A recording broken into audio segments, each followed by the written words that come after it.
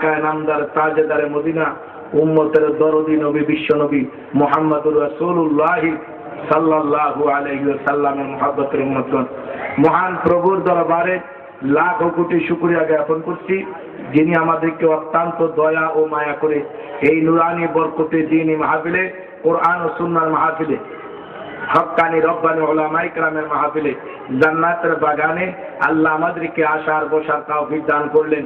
সেজন্য মহান স্রষ্টার দরবারে শুকরাতান উচ্চ কণ্ঠে একবার কালিমাতুশ শুকর আদায় করি, সকলে বলি আলহামদুলিল্লাহ। আর জোরে বলি আলহামদুলিল্লাহ। যারা মাহফিলের বাইরে আছেন মেহেরবানি করে সকলে মাহফিলের প্যান্ডেলের ভিতরে বসে। বিশ্ব নবী বলেন, লা ইয়াকুদু কওমুন ইয়াযকুরুনাল্লাহ তাআলা ইল্লা হাফাতুমুল মালায়েকা ওয়া বাশিয়াতুমুর রাহমা ওয়া নাযালাত আলাইহিমুস সাকিনা ওয়া যাকারাহুমুল্লাহু ফী মান ইনদা। নবীজি বলেন, মানুষ যখন দ্বীনি মজলিসে, কোরআন ও সুন্নাহর মজলিসে, জিকির আজকারের মজলিসে বসে, রহমতের ফেরেশতারা ওই মজলিসটাকে বেষ্টন করে আকাশ পর্যন্ত দাঁড়িয়ে আছে। আল্লাহ পাকের রহমতের দ্বারা আল্লাহ ওই মজলিসকে ঢেকে রাখেন। আল্লাহ পাকের বিশেষ সুকুনত শান্তি ওই মজলিস আল্লাহ অবতীর্ণ করে। আর আল্লাহ পাকের নিকটতম ফেরেশতাদের কাছে আল্লাহ বান্দাদের আলোচনা প্রশংসা করেন। জোরে জোরে বলেন সুবহানাল্লাহ। তাহলে আমরা এই মাহফিলে বসলে লাভ না বাইরে থাকলে লাভ? যারা মাহফিলে আসছেন তারা রাস্তায় ঘোরাফেরা না করাটাই উচিত। মেহরবানি করে সকলে মাহফিলের ভিতরে বসে, যথেষ্ট জায়গা মাহফিলের ভিতরে এখনো খালি আছে। আর আপনারা রাস্তায় রাস্তায় ঘোরাফেরা করবেন, এমন ঘোরাফেরার চেয়ে আপনার বাড়ি দিয়ে ঘুমানোই ভালো। কারণ মাহফিলের সঙ্গে আদব রক্ষা না করলে, বেয়াদবি হলে গুনাহ হবে, এতে সন্দেহ নেই। কি বলেন, কথা ঠিক না? এখানে কোরআনের বয়ান হবে, হাদিসের আলোচনা হবে, আর আপনি রাস্তায় রাস্তায় ঘুরবেন আর কি বলে বিড়ি টানবেন আর বাদাম খাবেন, এটা হতে পারে, এটা বেয়াদবি।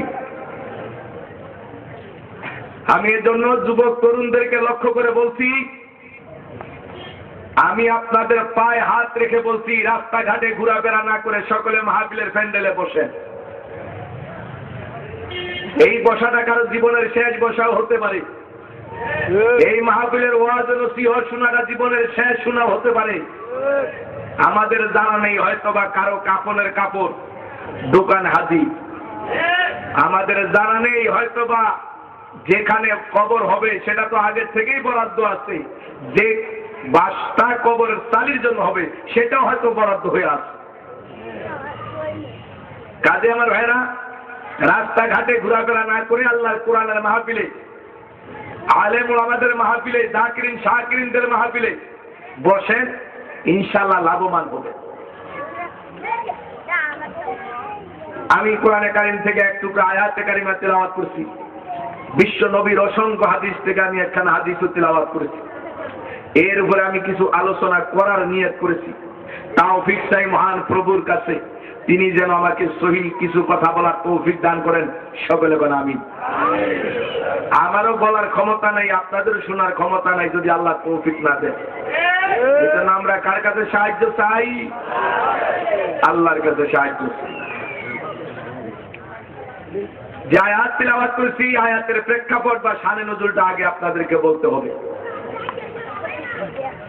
এই আয়াতের শানে নজুল হইল আব্দুল্লাহ ইবনে সালাম নামে একজন সাহাবী ছিলেন, যিনি ইসলাম ধর্ম গ্রহণ করার পরে তার আমলের কোনো ত্রুটি ছিল না, ইসলামের কোনো বিষয় তার কোনো প্রশ্ন ছিল না। সমস্ত বিষয় তিনি আনন্দ চিত্তে, খুশি মনে আমল করতেন, মেনে নিতেন। কিন্তু একটা বিষয় তার কাছে একটু খারাপ লাগে। সে বিষয়টা হলো তিনি উটের গোশত খেতেন, ঘৃণা লাগে। কারণ ইহুদি ধর্মে যখন ছিলেন তাদের ধর্মীয় ভাবেই এটা খাওয়া তাদের জন্য নিষিদ্ধ ছিল। না খাওয়া জিনিসের প্রতি ঘৃণা জন্মিয়ে গেছে। তো এই জন্য ইসলাম ধর্ম গ্রহণ করার পরে ওই ঘৃণাটাই তার রয়ে গেল। তিনি আর উটের গোশত প্রথমে খেতেন না, কিন্তু বিষয়টা আল্লাহর কাছে ভালো লাগলো না যে সকল সাহাবায়ে কেরামই উটের গোশত খান, সকল মুমিনরাই খান, কিন্তু আব্দুল্লাহ ইবনে সালাম খান না, তার কাছে খারাপ লাগে, ঘৃণা লাগে। এটাও আল্লাহ পাকের কাছে পছন্দ হলো না। আল্লাহ রাব্বুল আলামিন এই আয়াত নাযিল করে জানিয়ে দেন, হে রাসূল আব্দুল্লাহ ইবনে সালামকে জানিয়ে দেন ইসলামের মধ্যে পরিপূর্ণ প্রবেশ করার জন্য। উটের গোশতকে শুধু হালাল জানলেই চলবে না, উটের গোশত খাইয়া প্রমাণ করতে হবে হালাল। আমাদের কাছে অনেক বিষয় আছে যেটা আমরা হালাল মনে করি, কিন্তু নিজের ক্ষেত্রে ব্যবহার করা অপছন্দ করি। আছে কিনা নাই? ঘৃণা করি, এরকম করি না? কিন্তু আল্লাহ বলেন যে না, আমি যেটা হালাল করছি সেটা হালাল হিসাবে গ্রহণ করতে হবে, যেটা হারাম করছি হারাম হিসাবে বর্জন করতে হবে। যদি তা করা যায় তাহলে অবশ্যই ওই লোকটা প্রকৃতপক্ষে একজন খাঁটি ঈমানদার। কি কথা ঠিক না? এই আয়াতের দ্বারা আল্লাহ কি বুঝালেন? হে দুনিয়াবাসী, কিয়ামত পর্যন্ত এই আয়াত শুধু আব্দুল্লাহ ইবনে সালামের ব্যাপারেই নয়, কিয়ামত পর্যন্ত আনেওয়ালা সমস্ত উম্মতে মুহাম্মদীর জন্য এই আয়াতের উপরে জীবন গঠন করতে হবে। কথা ঠিক না বেশি? আল্লাহ ঈমানদারদেরকে বলছেন, কোন ইহুদি খ্রিস্টান হিন্দু বৌদ্ধ নাসারা কোন টিপা বা অন্য কোন জাতিকে আল্লাহ লক্ষ্য করে ওয়াজটা করেন নাই। আল্লাহ ওয়াজ করছেন ঈমানদারদেরকে, ইয়া আইয়ুহাল্লাযীনা আমানু দুখুলু ফিস সিলমি কাফা, পরিপূর্ণ ইসলামে প্রবেশ করুন।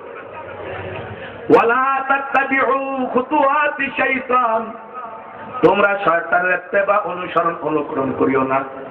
ইন্নাহু লাকুম আদুউম মুবিন, আল্লাহ বলেন নিশ্চয় শয়তান তোমাদের প্রকাশ্য শত্রু। শয়তান তোমাদের প্রকাশ্য শত্রু। শয়তানকে তোমরা কখনো বন্ধু বানিও না। শয়তানকে বন্ধু বানানো নিষেধ করলেন আল্লাহ। শয়তান আমাদের শত্রু, আর শয়তানের পছন্দের কাজ কোন ঈমানদার করবে না। যদি শয়তানের পছন্দের কোনো কাজ ঈমানদার করে তাহলে সে আল্লাহর দলের না, সে শয়তানের দলের সদস্য। আল্লাহ বলেন দুনিয়াতে দল দুইটা, একটা দলের নাম হিজবুল্লাহ আর একটা দলের নাম হিজবুল শয়তান। একটা দলের নাম আল্লাহর দল আর একটা দলের নাম শয়তানের দল। দল কয়টা? একটার নাম কার দল? আল্লাহর দল। আর একটা দলের নাম কি? শয়তানের। তো শয়তানের দলের কি অবস্থা? শয়তানের জায়গা যেখানে, শয়তানের দলের মানুষের জায়গাও সেখানে। বলেন শয়তান কি জান্নাতে না জাহান্নামে? শয়তানের দলের মানুষের জায়গাও তো জাহান্নামে। আর আমার নবীদের জায়গা যেখানে, নবীর দলের মানুষের জায়গাও কি সেখানে। আমরা কি আল্লাহ এবং নবীর দলের হইতে রাজি না? বন্ধুরা আমার, আল্লাহ এবং রসুলের দলের হওয়ার জন্য আল্লাহ এবং রসুলের কথাই মানতে হবে, কোরআন এবং সুন্নাহ মানতে হবে। বুখারী শরীফের হাদিস, মুসলিম শরীফের হাদিস, আল্লাহ রাসূল সাল্লাল্লাহু আলাইহি সাল্লাম বলেন, কুল্লু উম্মতি ইয়াদখুলুনাল জান্নাতা ইল্লা মান আবা, আমার সমস্ত উম্মত বেহেশতি, আবা যারা তারা নয়। সাহাবায়ে কেরাম প্রশ্ন করলেন, কইলা ইয়া রাসূলুল্লাহ মান আবা? ইয়া রাসূলুল্লাহ আবা কি? নবীজি বললেন, ক্বালা মান আতাআনি দাখালাল জান্নাহ ওয়া মান আসানি ফাকাদ আবা। যারা আমি রাসূলের আদর্শ মানলো, তরিকা মানলো, এরা আবা না, এরা জান্নাতি। যারা আমি রাসূলের আদর্শ মানে না, আমি রাসূলের তরিকা মানে না, যারা আমি রাসূলের মতের সঙ্গে একমত হতে পারে না, নবীজি কয় তারা আমাকে মানে না। আর যারা আমাকে মানে না তারাই হলো আবা, আর তারাই হলো জাহান্নাম। বন্ধুরা আমার, রসুলের আদর্শ কেমন? বিশ্ব নবীর আদর্শ এমন ছিল যে রাসূলের আদর্শ দেখে অসংখ্য মানুষ ইসলামের পতাকার তলে এসেছিলেন। কথা ঠিক না বেঠিক? আল্লাহ রাসূল সাল্লাল্লাহু আলাইহি ওয়াসাল্লাম একজন বিধর্মীর খেদমত করেছিলেন। রাত্রেবেলা উনি খুব বেশি খেলেন, ঘুমিয়ে গেলেন, পেট খারাপ হয়ে গেল, পায়খানা করে ঘরের ভিতরে বিছানাপত্র নষ্ট করে সকালে ভোর হওয়ার আগে আগেই বেরিয়ে গেলেন। কারণ যদি এই অবস্থা মুহাম্মদুর রাসূলুল্লাহ সাল্লাল্লাহু আলাইহি ওয়াসাল্লাম দেখেন, লজ্জার বিষয়। তিনি খাওয়ালেন, আবার তার বিছানায় নষ্ট করলেন, এটা তার কাছে একটু চিন্তা লাগলো যে কি জবাব আমি দেব। এই জন্য লজ্জায় সে বেরিয়ে গেল। কিন্তু ভুলে সে একটা তলোয়ার রেখে গেল। এখন তলোয়ারের মায়া, ফিরে আসতে হয়। আবার ওদিকে লজ্জার চিন্তাও করে ফজরের পরে সকালবেলা বিশ্বনবী, দয়ার নবী মেহমান খানে আইসা দেখেন উনি পায়খানা কইরা এই অবস্থা রেখে চলে গেছে। নবীজি আফসোস করে, আমার মেহমান রাত্রে কষ্ট পেয়েছে, আমার মেহমানকে আমি রাত্রে কেন খবর নিলাম না। নবীজি আফসোস করতেছে। লোক এরপরে নবীজি নিজের হাতে পানি দিয়ে ময়লা পরিষ্কার করতেছে। দূর থেকে লোকটা দেখতেছে, সে আড়াল থেকে দেখতেছে, রাসূল আফসোস করতেছে। তখন সে সাহস তার লাগলো যে রাসূলের কাছে যাই, যে আমি এত বড় অন্যায় করার পরও তিনি আমার বিষয়ে আফসোস করতেছে। রাসূলের কাছে আসলেন। রাসূল দেখেই বলতেছেন, ভাই আপনার কষ্ট হয়েছে, মেহমান আপনার কষ্ট হয়েছে, রাত্রে আমি আপনার খবর নিতে পারিনি, আপনি আমাকে মাফ করে দিবেন। মেহমান ডাক দিয়া কয়, ইয়া রাসূলুল্লাহ, ইয়া হাবিবাল্লাহ, দুনিয়াতে এমন কোন মানুষ আমি চোখে দেখি নাই, এত বড় অন্যায় করার পরও তার ব্যাপারে সে এত বড় আফসোস করতে পারে। রাসূল গো, আপনি যে সত্যি বিশ্ব নবী, দয়ার নবী, যদি তা না হতেন তাহলে আমার এত বড় অন্যায়কে আপনি এত দয়া এবং মায়ার গুণে আপনি আমাকে ক্ষমা করে দিতেন না, আপনি আমার প্রতি এত মায়া দেখাইতেন না, আফসোস করতেন না। নিশ্চয় আপনি সত্যি নবী, নিশ্চয় আপনি আল্লাহর প্রিয় রাসূল। আমাকে কালেমা পড়ে মুসলমান বানিয়ে দেন। তিনি কালেমা পড়ে মুসলমান হয়ে গেলেন। ও আল্লাহর বান্দারা, তাইলে বোঝা যায় যে সত্যি রাসূলের আদর্শ এমন আদর্শ, নবীর আদর্শ দেখে, নবীর চরিত্র দেখে, ব্যবহার দেখে অসংখ্য মানুষ ইসলামের ছায়াতলে আশ্রয় নিয়েছে। কথা ঠিক কিনা? ফতেহ মক্কার বাড়ি এক বৃদ্ধা গাটুর নিয়ে চলতে পারে না। আল্লাহ রাসূল জিজ্ঞাসা করল, বুড়িমা, এই গাটুর নিয়ে আপনি কোথায় যাচ্ছেন? বুড়ি বলতেছে, বাবা, আব্দুল্লাহর ছেলে মুহাম্মদ মক্কায় ঢুকেছে, মানুষ হত্যা করতেছে, সবাই আমাকে রেখে সবাই পালিয়ে গেছে, আমার গাটুরি নিয়ে আমি একা আটকিয়ে গেছি, আমি যেতে পারছি না। আল্লাহ রাসূল সাল্লাল্লাহু আলাইহি ওয়াসাল্লাম বলে, বুড়িমা, আপনি যেখানে যাবেন আমি আপনার গাটুরি মাথায় নিয়ে আপনাকে সেখানে পৌঁছে দেব। তারপরে লা ইলাহা ইল্লাল্লাহ, লা ইলাহা ইল্লাল্লাহ, লা ইলাহা ইল্লাল্লাহ, লা ইলাহা ইল্লাল্লাহ, লা ইলাহা ইল্লাল্লাহ, লা ইলাহা ইল্লাল্লাহ, লা ইলাহা ইল্লাল্লাহ।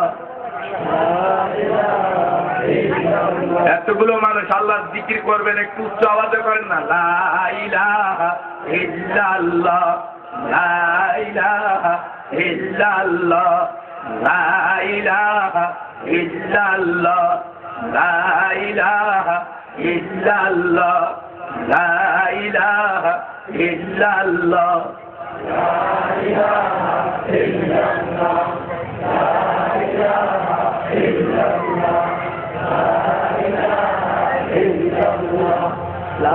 লা ইলাহা ইল্লাল্লাহ মুহাম্মাদুর রাসূলুল্লাহ সাল্লাল্লাহু আলাইহি ওয়াসাল্লাম। বন্ধুরা আমার, আল্লাহ রাসূল এই গাটুরি নিজের মাথায় নিয়ে বৃদ্ধাকে তার কাঙ্ক্ষিত জায়গায় পৌঁছিয়ে দিলেন। এবার বৃদ্ধা বলতে আছে,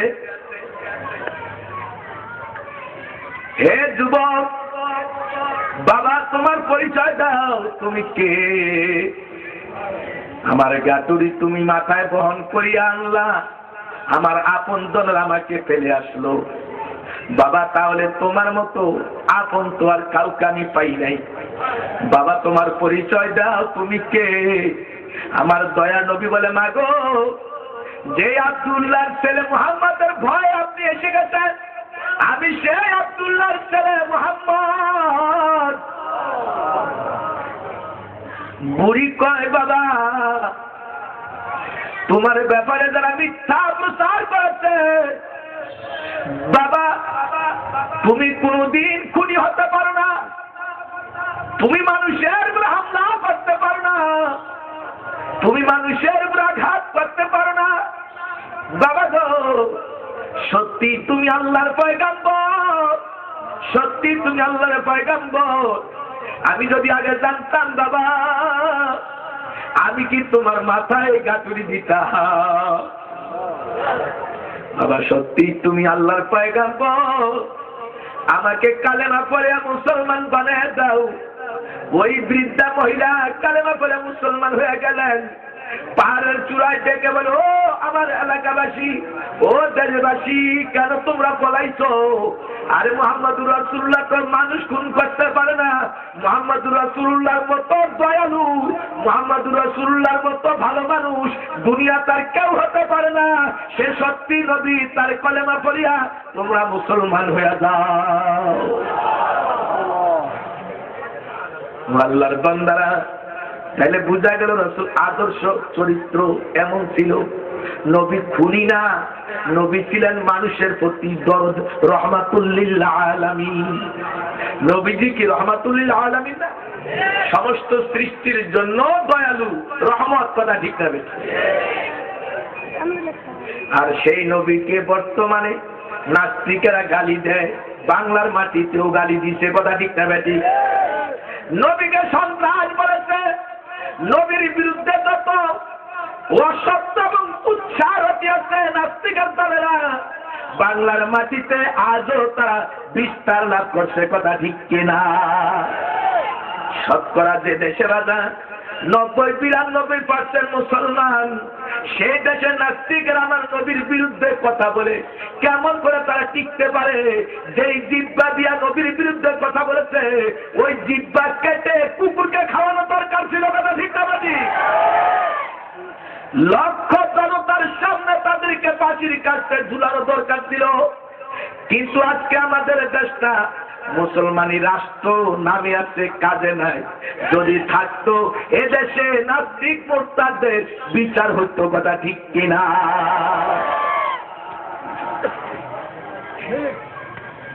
ও মুসলমানরা, আল্লাহ পাক কালামে পাকে যত ওয়াজ নসিহত করেছেন ইমানদারদের ব্যাপারে, যত বিধান আল্লাহ পাকের কোরআনে ইমানদারদের জন্য, কথা ঠিক কিনা? কিন্তু মুসলমান আল্লাহর কালামের মূল্যায়ন করে না, মুসলমান কালাম শিখতেও চায় না। মুসলমান এখন বাচ্চাদের ইংলিশ মিডিয়ামে ভর্তি করে দেয়, বিভিন্ন কিন্ডার গার্ডেনে ভর্তি করে দেয়, কিন্তু মুসলমানের শিশুদেরকে কোরআন না শিক্ষা দেওয়ার কারণে এই ছেলেরা আধুনিক শিক্ষায়, জাগতিক শিক্ষায়, পাশ্চাত্য শিক্ষায় বড় উচ্চ শিক্ষিত হওয়ার পরেও এরা নাস্তিক হয়ে যায়, কথা ঠিক কিনা? কারণ ওই শিক্ষার মধ্যে তো নবীর আদর্শের শিক্ষা নাই, ওই শিক্ষার মধ্যে তো আল্লাহর কোরআনের শিক্ষা নাই, ওই শিক্ষার ভিতরে কোরআন সুন্নাহর নামও নাই, কথা ঠিক কিনা? ও মুসলমানেরা, ইসলামের মধ্যে পরিপূর্ণ প্রবেশ করতে আল্লাহ বলেছেন পরিপূর্ণ। আমি একটা উদাহরণ অনেক সময় দিয়ে থাকি, যেমন ভাত তৈরি করার জন্য 6টা জিনিসের প্রয়োজন: আগুন, পানি, চুলা, লাকড়ি, চাউল পাত্র। আগুন, পানি, চুলা, লাকড়ি, চাউল পাত্র, এই 5টা জিনিসের মধ্যে যদি একটা না থাকে, মনে করেন সবই আছে, চাউল নাই, ভাত হবে নাকি? সবই আছে, আগুন নাই, ভাত হবে নাকি? পানি নাই ভাত হবে নাকি? এই 6টার একটা বাদ দিলে বাকি 5টা থাকলেও যেমন ভাত হওয়ার সম্ভাবনা নাই, ও আল্লাহর বান্দারা আল্লাহ পাকের কোনো একটা হুকুম অস্বীকার করলেও কোনোদিন আল্লাহর জান্নাতে যাওয়া সম্ভব হবে না। কথা ঠিক কিনা? কেউ যদি আল্লাহর একটা হুকুম অস্বীকার করে কাফের হওয়ার জন্য যথেষ্ট। কেউ যদি মনে করেন পর্দার হুকুম অস্বীকার করে কাফের হওয়ার জন্য যথেষ্ট। কি বলেন? কথা ঠিক না? ও মুসলমানেরা, বাংলার মাটিতে বন্ধুরা আমার, এত মুসলমান থাকার পরেও কয়েক বছর আগে বাংলাদেশে একটা সংবিধান হয়ে গেল বোরকার ব্যাপারে, নারীদের ব্যাপারে বোরকা নিয়ে বাড়াবাড়ি করা যাবে না। কোন প্রতিষ্ঠান, কোন গার্ডিয়ান যদি মেয়েদের বোরকার ব্যাপারে বাধ্য করতে চায়, মেয়েরা যদি ওদের বিরুদ্ধে কি বলে আপনার মামলা দেয়, সেটা গ্রহণযোগ্য হবে এবং তার জন্য সর্বোচ্চ শাস্তিরও একটা বিধান রাখছে। কথা ঠিক কিনা? ও মুসলমানেরা, মুসলমানের দেশে আল্লাহ পর্দার বিধান ফরজ করছে কি করে নাই? মুসলমানের জন্য আল্লাহ কোরআনের আইন ফরজ করলো, পর্দা বাধ্যতামূলক। এখন যদি বলা হয় বাধ্য করা যাবে না, কোরআনের আয়াতকে অস্বীকার করা হবে কিনা? কোন কোরআনের আয়াত অস্বীকার করলে ঈমান থাকবে কিনা? ধরে কর। আল্লাহর কোরআন যদি কেউ পরিপূর্ণভাবে বিশ্বাস করে, একটা আয়াতকে অস্বীকার করে, কাফের হওয়ার জন্য যথেষ্ট। কথা ঠিক কিনা? একাধিক আয়াত বা আইন আল্লাহর অস্বীকার করলেও কাফের, আবার একটা আইন অস্বীকার করলেও তো কাফের। কি বলেন? কথা ঠিক না? ঠিক। আর আল্লাহ রাব্বুল আলামিন কালামে পাকে ফরমান, হে ঈমানদাররা, তোমরা পরিপূর্ণ ইসলামের মধ্যে প্রবেশ করো। লা তামুতুন্না ইল্লা ওয়া আনতুম মুসলিমুন। আল্লাহ বলেন, খবরদার মুসলমান না হইয়া তোমরা কেউ মৃত্যুবরণ করো না। মুসলমান না হইয়া মরিও না। মুসলমান হইয়া মরা নির্দেশ দিল কে? যখন মুসলমান হইয়া মরা নির্দেশ দিল কে? আল্লাহর কাছে মুসলমানই দামি জিনিস। কথা ঠিক কিনা? যেই মানুষটার মধ্যে মুসলমানই নাই, যেই মানুষটার মধ্যে ঈমান নাই, ওই মানুষটার আদা ভাষা মূল্য আল্লাহর কাছে নাই। কথা ঠিক কিনা? আল্লাহর কাছে মুসলমানেরই দাম, যদিও মুসলমানেরা নিজের মুসলমানের দাম বুঝেন। কত মুসলমানের আকীদা পরকালের মুক্তির জন্য নাকি ইসলাম ধর্ম শর্ত, অথচ আল্লাহ কোন আল্লাহ নিজে বললেন কোরআনে, ইন্না দীনা ইনদাল্লাহিল ইসলাম ওয়া মান ইয়াবতাগি গায়রাল ইসলাম দীনান ফালা ইউকবালা মিনহু ওয়া হুয়া ফিল আখিরাতি মিনাল খাসিরিন। কি বলেন? কথা ঠিক না?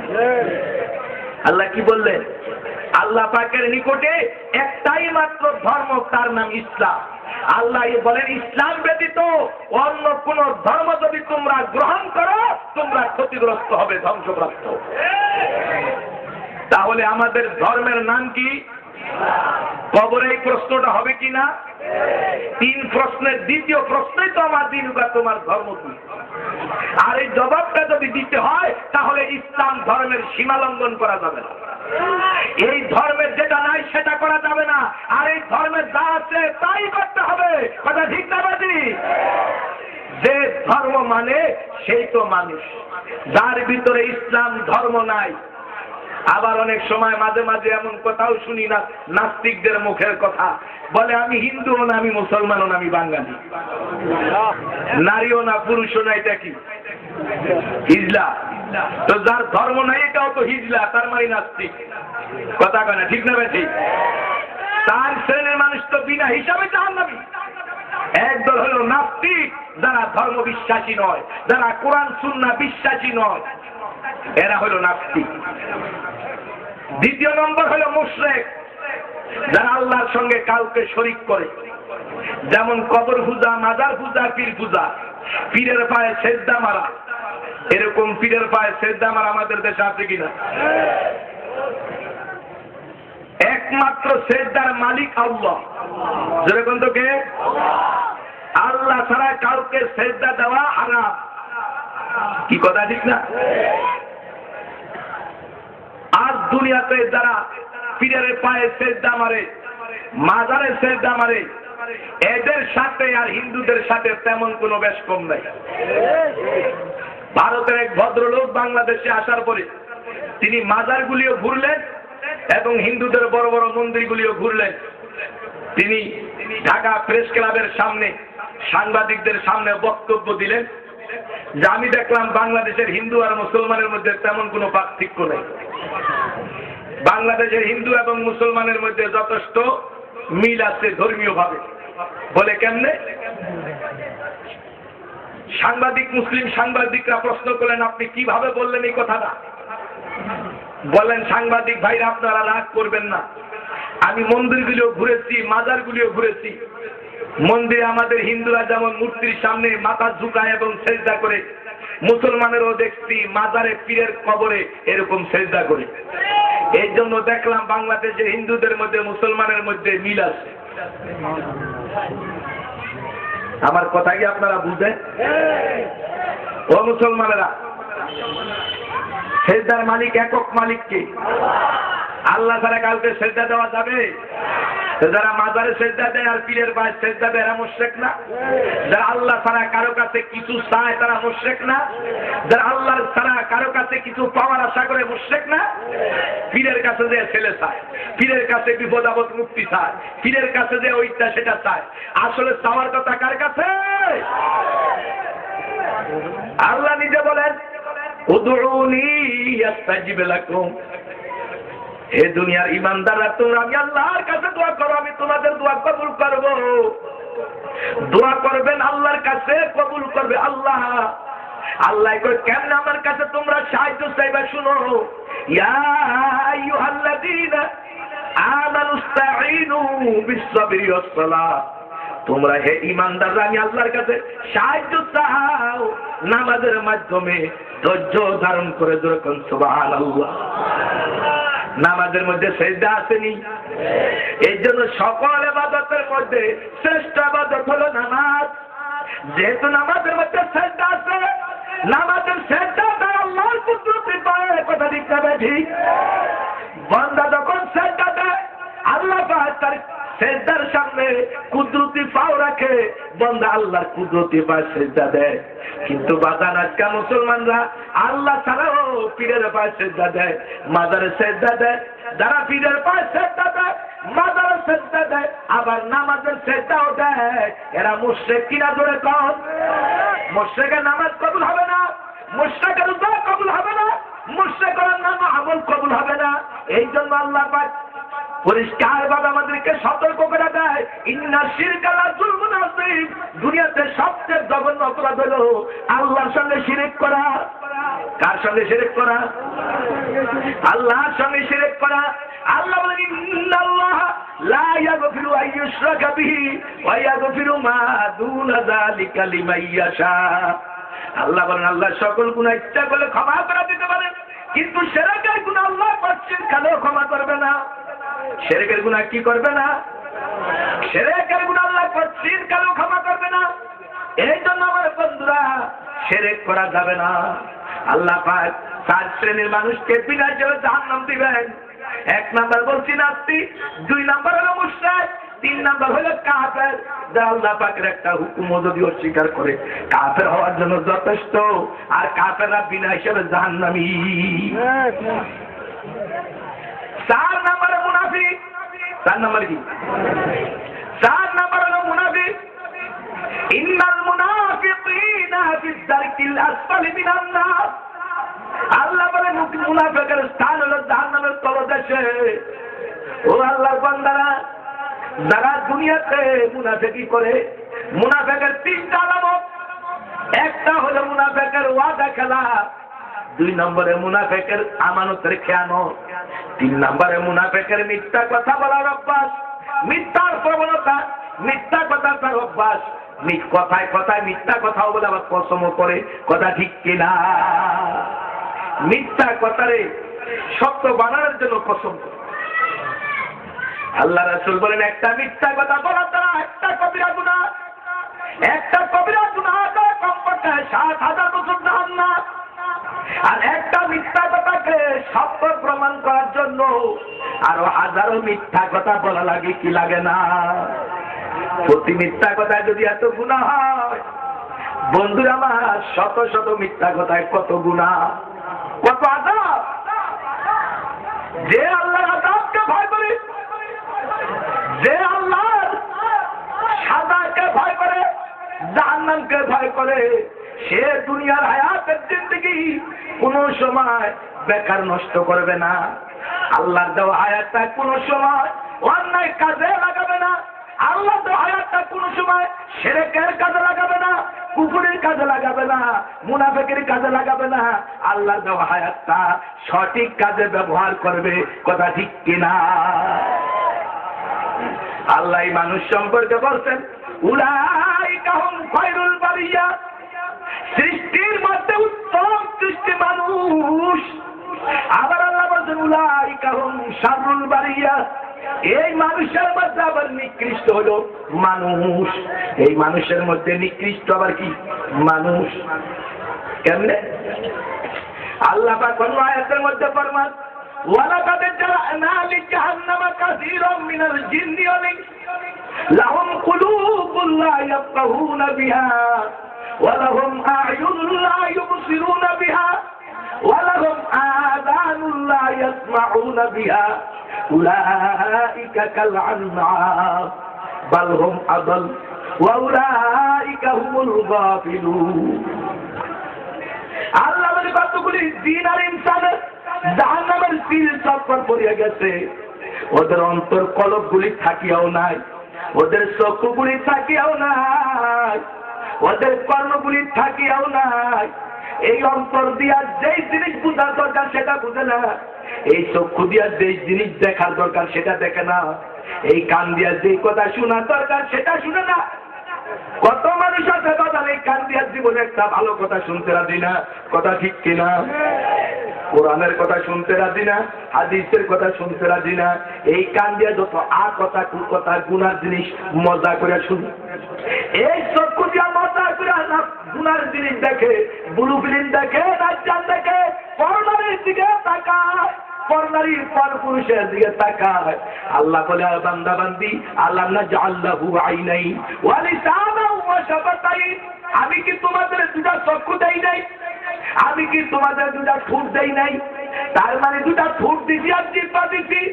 ও বান্দা বান্দি আজকে জিহ্বা দিয়া তোমরা কথা বলো। এই জিহ্বা দিয়া তোমরা ইচ্ছা করলে ভালো কথাও বলতে পারো, খারাপ কথাও বলতে পারো। এই চক্ষু দিয়া ইচ্ছা করলে তোমরা কোরআনও দেখতে পারো, এই চক্ষু দিয়া ইচ্ছা করে তোমরা গুনার জিনিসও দেখতে পারো। কথা ঠিক কিনা? আমি চক্ষু এই জন্য তোমার চাই না, আমার দেওয়ার চক্ষু দিয়া ব্লু ফিল্ম দেখার জন্য, আমার দেওয়ার চক্ষু দিয়া নাচ গান দেখার জন্য, আমার দেওয়ার চক্ষু দিয়া পরনার দিকে খাস হিসাবে তাকানোর জন্য। আমি তোমার এই জন্য চক্ষু দেই না জুয়া খেলানোর জন্য, আমি তোমার এই জন্য চক্ষু দেই নাই ও বান্দা ক্যারাম বোর্ড খেলানোর জন্য, তাস খেলানোর জন্য। আমি এই জন্য তোমার চক্ষু দেই নাই জিনার আড্ডায় যাওয়ার জন্য, আমি এই জন্য তোমার চক্ষু দেই নাই পাপের কাজে যাওয়ার জন্য। আমি চক্ষু দিয়েছিলাম আমার কোরআন দেখবা, আমার পুত্র দেখিয়া আমি আল্লাহর পরিচয় লাভ করবা। কথা ঠিক কিনা? বরগে দরখতা সবসে দর নজরে হুশিয়ার, हर वरा के दफ्तर से मार्फते कर देगा, वर्ग दरगते शब्द दर नजर होशियार, हर वरा के दफ्तर से मार्फते कर देगा। আল্লাহর ওলিরা বলেন গাছের পাতার ভিতরে এত সুন্দর চমৎকার রঙকে দিল। আল্লাহর কুদরত গাছের দিকে তাকায়া, পাতার দিকে তাকায়া আল্লাহর পরিচয় লাভ করে। কথা ঠিক না? ঠিক। ও মুসলমানেরা, আল্লাহ রাব্বুল আলামিন আমাদেরকে এত নিয়ামত দান করলেন। আল্লাহ পাক যেই জায়গায় যেই জিনিসটা প্রযোজ্য সেখানে সেটা সেটিং করলেন। দেখেন হাত দুটা কত সুন্দরভাবে সেটিং করলেন, কত সুন্দর করে নাকটাকে সেটিং করলেন, কত সুন্দর করে চক্ষুকে সেটিং করলেন, কত সুন্দর করে দুটা কানকে সেটিং করলেন, কত সুন্দর করে জবানটা জিহ্বাটা লাগাইলেন। কথা ঠিক না? দেখে ডাক্তাররা মুমূর্ষু রোগীর জন্য, বন্ধুরা আমার, ডাক্তাররা মুমূর্ষু রোগীর জন্য বোর্ড বসায় চিকিৎসা দেয়। আমার রাব্বুল আলামিন 3 জন ডাক্তার বসায়া আমাদের জন্য, আমাদের সুবিধার জন্য, আমাদের কল্যাণের জন্য 3 জন ডাক্তার বসে দিচ্ছেন 4-6 আঙ্গুলের মধ্যে, কথা ঠিক কিনা? জিহ্বা ডাক্তারের দায়িত্ব পালন করে, কি বলে? চোখেও ডাক্তারের দায়িত্ব পালন করে, নাকেও ডাক্তারের দায়িত্ব পালন করে। চোখে দেখলে এটা খাদ্য না অখাদ্য আমরা বুঝি, অখাদ্য হইলে আমরা এটা ব্যবহার করি না, কথা ঠিক না? আবার নাকের গান নিলে এটা পচা না বাসি নাকি নাকে গান টানলে বুঝি, তখন আমরা এই পচা হলে নষ্ট হলে এটা আমরা ব্যবহার করি না, খাই না, কি কথা ঠিক না? আবার জিহ্বায় লাগালে এটা টক না ঝাল না তিতা না বাসি না পচা জিহ্বায় বলতে পারে, পারে কি পারে না? যখন জিহ্বায় দিলাম তখন দেখলাম এটা খাদ্য না অখাদ্য, এটা খাইলেই বিপদ ঘটবে, তখন আর আমরা খাই না, কি কথা ঠিক না? তাহলে এখানে কি ডাক্তারের দায়িত্ব জিহ্বায়ও পালন করলো, নাকেও পালন করলো, চোখেও পালন করলো। আল্লাহ কি আমাদেরকে এত বড় নিয়ামত দান করলো, এর শুকরিয়া কেমন পর্যন্ত সেজদায় পড়ে থাকলেও কি আদায় হবে? কোনদিন আমরা চিন্তাও তো করি না আল্লাহর কত নিয়ামত আমার ভিতরে আছে, মাথা থেকে পা পর্যন্ত কত নিয়ামত আল্লাহ পাকে। আজকে তার 2টা কিডনি নষ্ট হয়ে গেছে, সে বুঝে কিডনির মূল্য বুঝে। যার আজকে রক্ত ব্লাড ক্যান্সার হয়ে গেছে, সে বুঝে ব্লাডের রক্তের মূল্য করছে। যার আজকে হার্ট নষ্ট হয়ে গেছে, সে বুঝে হাড়ের মূল্য করছে। যার আজকে লিভার নষ্ট হয়ে গেছে, সে বুঝে লিভারের মূল্য করছে, কথা কয় না? এই দামি সম্পদ কে দিচ্ছে? এর মূল্য দেওয়ার ক্ষমতা পৃথিবীর কারো আছে? ধরে কর। এই নিয়ামত গুলি দিয়ে অনেক সময় অনেকে দেখি বলে, হুজুর আল্লাহ গরিব বানাইছে, আল্লাহ এত ভাবনা তোলে রাখছে। ও মিয়া, শুকরিয়া আদায়। আল্লাহ আপনাকে গরিব বানাইছে, আপনি যদি গরিব থাইকাও আল্লাহর শুকরিয়া আদায় করেন, কিয়ামতের দিন ধনীদের 500 বছর আগে আপনার জন্য জান্নাত নসিব হবে। আবার ধনীদের হিসাবও বেশি, গরিবদের হিসাব কম না। আমি দেখছি গরিবরা অনেক দিক থেকে আরামে আছে, অনেক বড় লোক 1 টুকরা গোশত খেতে পারে না, কি কথা ঠিক কি? 1 টুকরা গোশত খেতে পারে না, ভালো একটা মাছ খেতে পারে না, ভালো কোনো খাবার খেতে পারে না, ভালো ফল খেতে পারে না। কি এরকম হয় কি হয় না? ও মুসলমানেরা, গরিবরা তো দেখছি সব কিছু খেতে পারে, মাশাআল্লাহ, খেয়েও আবার খুব ভালো আছে, অনেক শক্ত কাজও করতে পারে। অনেক ধনীরা তো হাঁটতেও পারে না, ঘুমাতে পারে না, শরীরে আরাম নেই, শুধু অশান্তি। ও মুসলমানেরা, আমি তো আল্লাহর শুকরিয়া আদায় করি যে আল্লাহ রাব্বুল আলামিন যাকে যতটুকু নিয়ামত দান করছেন, এর শুকরিয়া যদি কিয়ামত পর্যন্ত সিজদা করে থাকি, আল্লাহর নিয়ামতের শুকরিয়া আদায় শেষ হবে না, কি বলেন, কথা ঠিক কিনা? কিন্তু আমরা তো নিমক খারাপ। আল্লাহ বলেন ইন্নাল ইনসানা লিরাব্বিহি লাকানুর। আল্লাহ বলে নিশ্চয় কিছু মানুষ দুনিয়াতে নিমক খারাপ।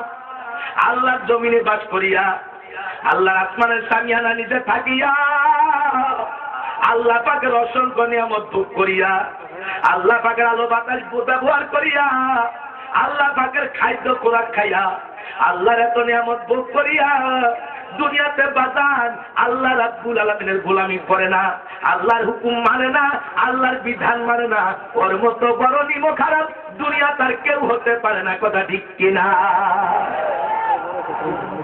ও মুসলমানেরা, দুনিয়ার একটা কুকুর যেই বাড়িতে থাকে ওই বাড়ির ডিউটি কোনোদিন কামাই দেয় না, কোনোদিন ফ্যান পানি পায়, কোনোদিন পায় না। এরপরও দেখা যায় বাড়ির ডিউটি কামাই দেয় না। কোন আউটলুক যদি রাত্রি গভীরে বাড়িতে ঢুকতে চায়, কুকুর দৌড়ে এমন ভাবে যায়, খবরদার আমার মালিকের বাড়িতে তোমার ঢুকার সুযোগ নাই। বন্ধুরা আমার, লোকটা যদি আপনার পরিচিত হয়, ডাক দিয়া বলে আব্দুর রহিম ভাই, কুকুরের কারণে আসতে পারি না। আপনি দেখবেন আপনার বন্ধু মানুষ, পরিচিত মানুষ কুকুরকে ধমক দিলেন, কুকুর বুঝতে পারছে আমার মালিকের পারমিশন হয়ে গেছে, আর বাধা দেওয়া যায় না। বন্ধুরা আমার, কুকুর যখন বুঝতে পারছে, সাথে সাথে রাস্তাটা ছাড়িয়া এক সাইড হয়ে যায় আর বলিয়া দেয়, ও মালিকের মেহমান, আসেন আসেন, আর বাধা নাই, আর বাধা নাই। আওয়াজটা স্লো করে দেন, রাস্তাটা একটু ছেড়ে দেন, মালিকের মেহমানের ওয়েলকাম। আসেন।